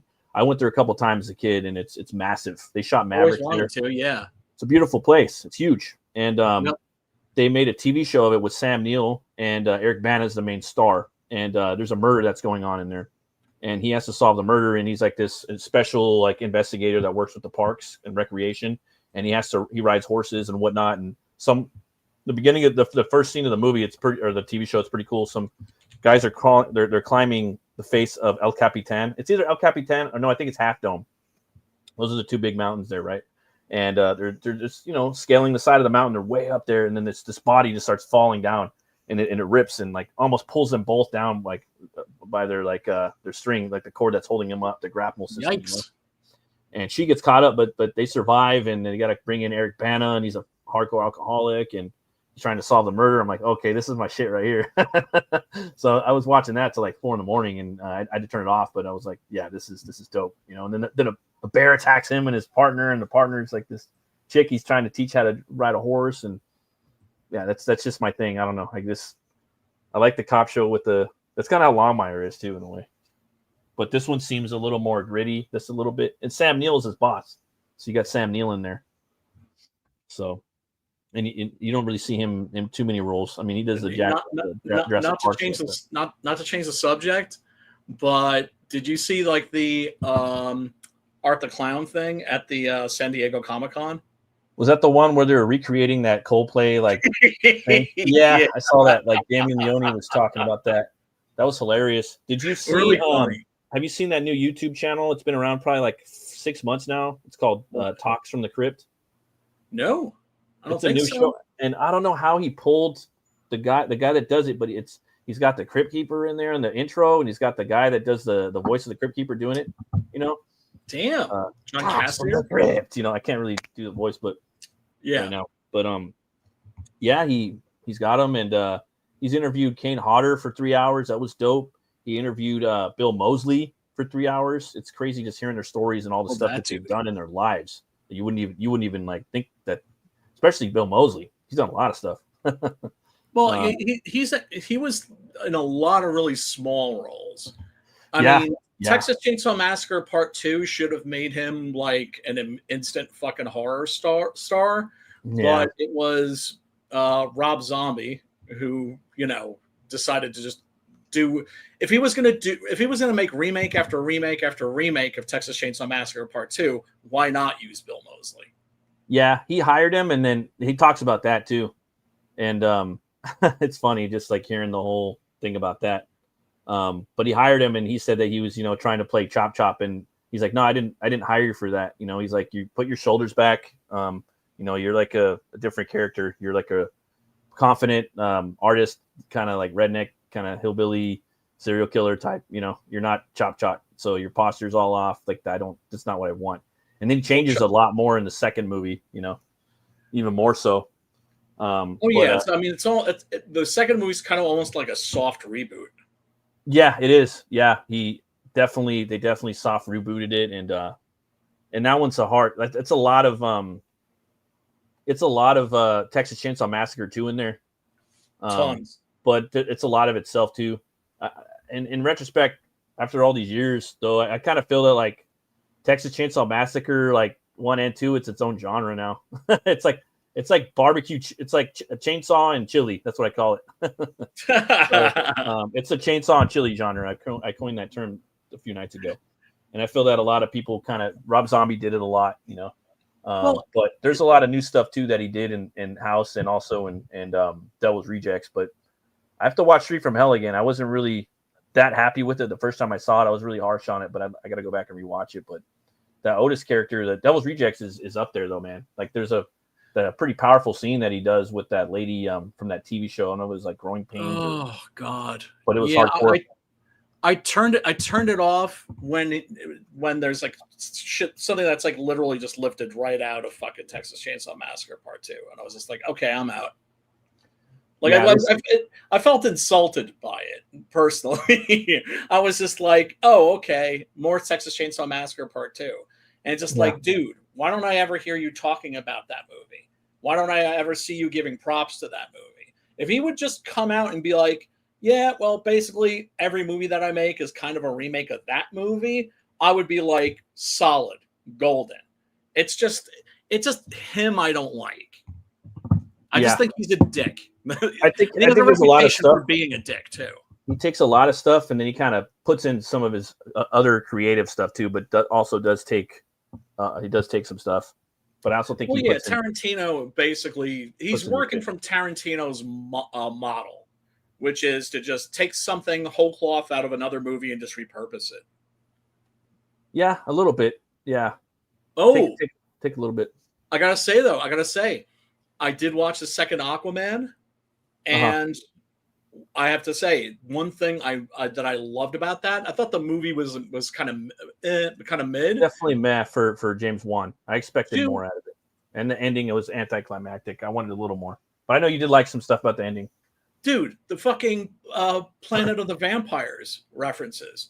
I'm like, they're wearing the exact same fucking costumes, and then I see them with the fucking ray guns, and they're the exact same fucking ray guns. I was like, that's fucking awesome. Well, one thing I did like about it though is that like it really ties in close to the first movie, so it's almost like just really part. It's like it's like one big movie when you put the two together, and it's about the brothers coming together, like actually being cool to each other. I kind of like that in a way, sort of. I did too. The one thing I mean, for sure, like I just think the fight scene at the end should have been bigger, dude. It should have been a little more, a better fight scene. Because that first movie, dude, it's so fucking good. I mean, like people are gonna look back now. I mean, yeah, Momoa or whatever, like whatever you want to say about him, good or bad. He's all right. I think like years from now, people are like, damn, that fucking movie. That's why it was the biggest DC movie of all time. Like money wise, like it's just got a lot of cool shit going on. A lot of big fight scenes in it. James Wan's the shit. And Black Manta, love Black Manta. It's like Lord of the Rings, like the big fucking epic fight underwater. Like we had nothing. There's like 5 or 6 fight scenes in it, like straight up, like beat 'em up fight scenes. I love that. Right. So, What I didn't like about the second one too is the nonstop fucking Marvel movie, Joss Whedon fucking humor. Oh yeah, definitely Just nonstop. Yeah, that came out like in that time too, where it's so relevant. You know, I think hopefully we're moving away from it. I'm hearing good reviews about Fantastic Four. I really wanted to go see that today, really, and now I'm hearing really good shit about it from normies.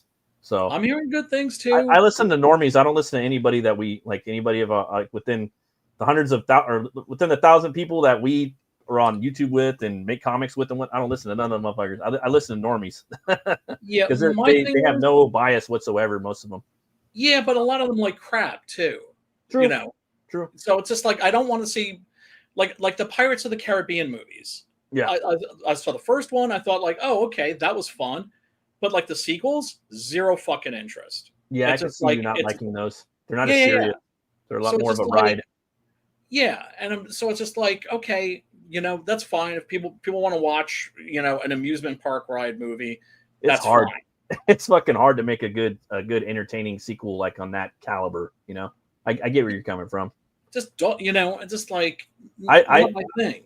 I think like the second, I think like somewhere in the third movie, it was kind of like I like them all. They're all fun. Like I'll watch them, I'll buy them all, right? I'll collect them all. But there's something in there like in the second or third movie where it's kind of like breaking off a little bit. You know what I mean? Like the grittiness of it. You know, I don't know where it's at, but it's fun. I guess they're gonna try allegedly to make a new one with Johnny and Keira Knightley and Orlando Bloom. I'm really looking forward to that. Can't wait to go see that. And I'm looking forward to the Lord of the Rings movies too. Those are going to be fun. Circus is directing those, so I know that's a big thing. But I was going to say, dude, Fiendish 3 launched by Rini. I think I was going to show the campaign real quick. Word up. We got a couple more trailers too. I wanted to show. Hell yeah! I'm going to have to boogie in a couple minutes just to kind of decompress before bed. Bro. But I can still hang out for a little bit. Yeah, I'm only gonna go like 15 more minutes anyway. I have to go to bed too. I got to get up in like 5 hours, I think. So damn, dude, I don't want to go too crazy. But I wanted to do a show tonight. But everybody's streaming, so let's see here. So yeah, they got. Let me go. See, normally I hit the button and it just pops right up. Now it's like I gotta hit it in 2 spots. So there's that. We got Fiendish Chapter 3 right here. Looks like she's at 35. That's a great number right there. Oh yeah, especially these days, man. Now that like you know, crowdfunding is brutal, bro. And after the action-packed introduction to the world of Fiendish #1 and the character-focused expansion of Fiendish 2, we bring it all together in Fiendish 3 Ravages to launch you straight into the mystery at hand. So it's for this, it's like a loosely inspired Viking tale. With also a lot of eldritch hordes in there. I know about that are taking over this land. We're like a group of monsters, beasties. Yeah, they got to go up against. I know I'm speaking very, very broad and very gray at the same time, but I just wanted to show off these books. I think they look really cool, and I know she's created a language for it and all kinds of stuff. So I'll definitely be showing this off again later. But yeah, go check this book out, guys. I'm hearing great things about it. Let's check out the trailer real quick. Yeah, and you'll actually get it too. Yeah. All that stuff. I haven't got any of these books yet. I gotta pick them up. Yeah, I mean, here's the thing: is I always find myself tending to back campaigns that are smaller. Yeah, you know what I'm saying? Where it's like, you know, even if I got the first book and I really enjoyed it, I'm just always kind of like, oh, but that person doesn't need my $1. That person over there needs my $1. I see. And then I'm like, you know what? But eventually I'll catch up. Yeah. Right. When I have a little more dough, then I can just, you know, get volumes, you know, 2, 3, 4, whatever, and then just binge that shit. Go back Fiendish, y'all. Yeah, that looks looks dope. Yeah, it really does. I got to pick nice those trailer up too. Yeah, right. Yeah, I think I think that there's a possibility that like demons and not angels, but aliens. I think they might be something like that, or even eldritch. And like they're saying that like worms, like like parasites are demons. Like a lot of people think that they're straight up demons because they resemble them a lot. I got a trailer for you. You've probably seen this one. There's 2 trailers I want to show you, but this one's Bambi: The Reckoning. I don't know if you've seen it yet, but check it out. No, dude, I'm sorry, but I do have to fucking go. Sorry to fucking bow out so early like a pussy, but good seeing you, man, and hope to catch up soon. For sure, brother. I'll see you. Take it easy. All right. Peace. Let's see here. Let me share the screen because this thing's always acting weird now ever since they switched it up. Okay.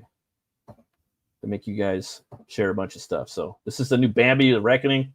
I think it might be in the Poohverse. I'm not sure, but it's probably a public domain character now. But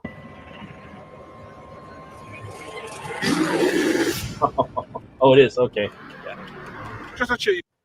So I don't know. I still haven't checked out any of these Pooh movies or the Poohverse or whatnot. I'll get around to them one day, but I think they're pretty fun. We're visiting his dad's family. Something about that is kind of terrifying in a way, you know, like imagining a gigantic deer like that. You know, and like, what if he's got ticks? Imagine if he's got like just mega ticks.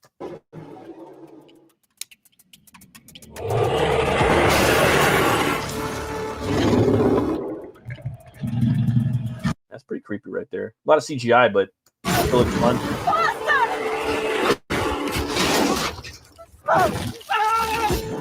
So I don't know how they're gonna handle some of this. Hopefully they built a like an actual like full size Bambi. I think that'd be cool. But oh snap! Plan is to draw it out of the shadows. You're bringing it here. It's perfectly safe. Oh, man. I don't know, man. It's CGI, you know, but it's a little better than the Sci-Fi Channel. Like there's something about it that looks fun. I'll watch it.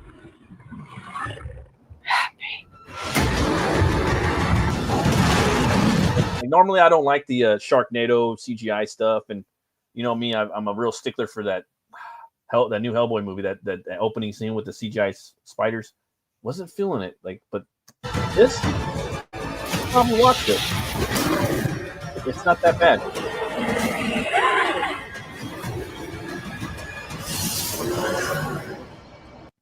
Yeah.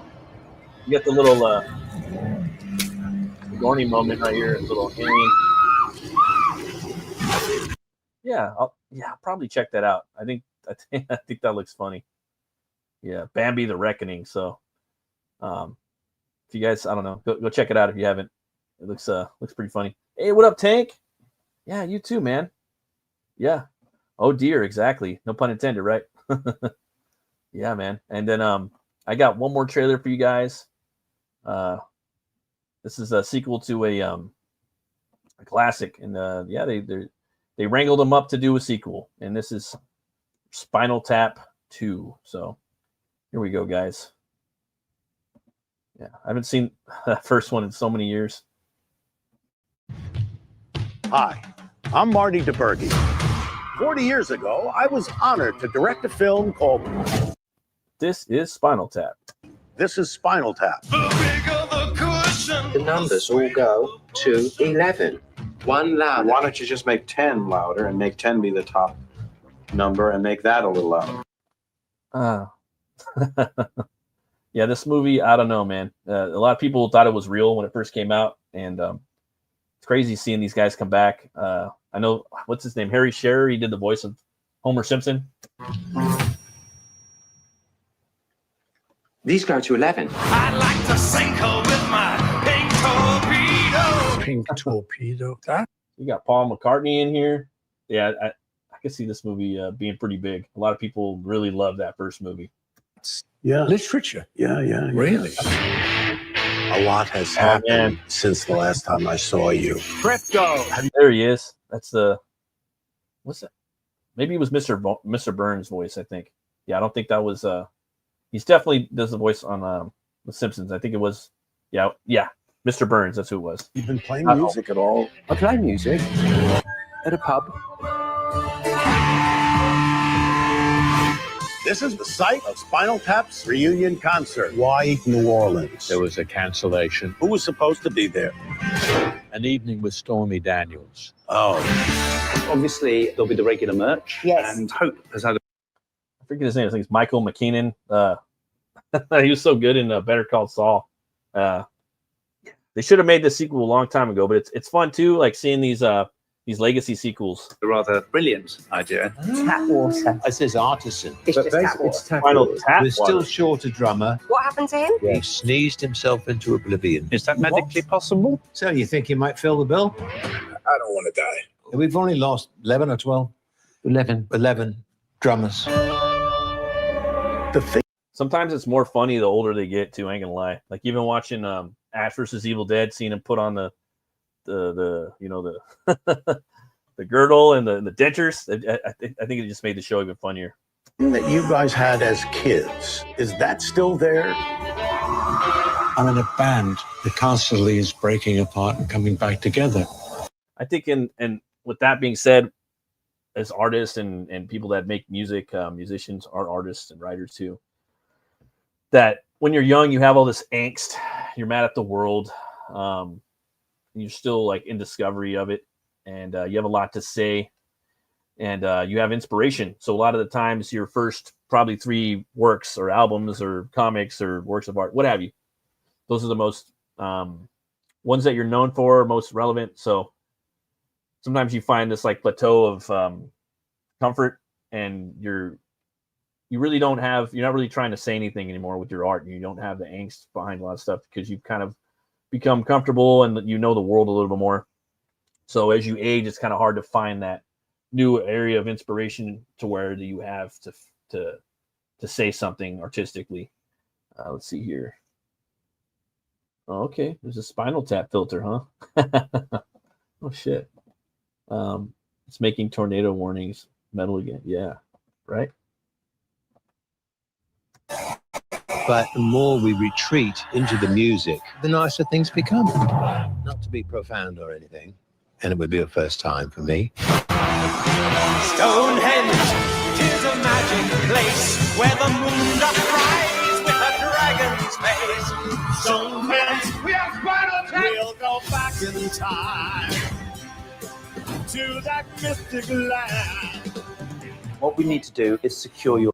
Yeah, this would be a fun movie to watch. Go to the bar, have a couple beers, and then I'm gonna go watch Spinal Tap and just laugh your ass off. That's how it was for me with Happy Gilmore 2 last night. I was just like, yeah, I'm gonna have a couple bourbon and I'm gonna laugh at some Happy Gilmore. You already know the universe, and it's just kind of fun having another trip down memory lane. Legacy. If during the gig, at least one, but ideally no more than 2 of you were to die, would you settle for a coma? Oh no, that's interesting. That's a great bit of thinking outside. Well, the literal box, I suppose. Yeah, actually. Yeah, so it's gonna be an IMAX. Yeah, I mean, hopefully this movie does good. It looks like it's gonna be fun. I think a lot of people will probably go see it. I'm hearing a lot of people are going out to the movies. I definitely want to go see Fantastic Four. I want to take the fam. I hear it's a great family movie. Some people are saying it's one of the best Marvel movies ever made. Some people are saying it's the best Marvel movie. I highly doubt that. There's no fucking way. Probably the best Marvel movie. Like it's probably the Avengers. If you're gonna like have a movie that's got everybody in it, that's not Endgame. I would say the first Avengers movie. But just like my favorite kind of Marvel movie that I'm gonna watch a lot, it's gonna be like Blade 2, Winter Soldier. Yeah, probably Blade 2 or Blade. But other than that, yeah, first Avengers movie. That movie's awesome. I could watch that a lot. That one's fun. Endgame's cool, and then not Endgame, Infinity War. Sorry, Infinity War. Endgame is slow. That movie is too slow. Didn't like Fat Thor. I know it was part of the story, but damn, that movie was slow as fuck. Age of Ultron is it's okay, but I don't know. But yeah, gonna go check out Fantastic Four. Hearing good things about it. Hearing a lot of meh about it, but a lot of normies are digging it. It's from what I'm hearing. People I know, some channels I follow too that aren't really into the scene that we're in, or people that are making comics and doing the YouTube bullshit are digging it. So I don't know. I know obviously they have the chick surfer, which I'm not a big fan of, but hopefully it works out to its. Maybe she's an evil villain in there or something, and we're gonna get Norrin Rad in another one. I'm hearing maybe there might be a little Doctor Doom in there. I don't know. I know maybe Mole Man might be in there. I'd love to see that. I've seen one of the covers from the monster coming out of the ground from that Kirby drew from back in the day, like recreated. I love seeing that. So, and I love the fact that they have a kid in there and they're very pro-life. So that I dig. So I'm definitely going to go check that out. And I know that they have to sacrifice for their son. So that to me, that's very pro-life, and I dig that, and I want to go check that out. So, but with that being said, probably going to hit the hay. Got to get up early. I'm going to catch some winks. Got work in tomorrow. So big day. Thanks everybody for watching. It's been a long time, and should be here next week. I got a couple of guests lined up for the next 2 weeks, so it should be fun. I'm really looking forward to those. And as always, everybody, thanks for watching. Always remember to be bold, be brave, and roll the bones, know your role. See you guys next time.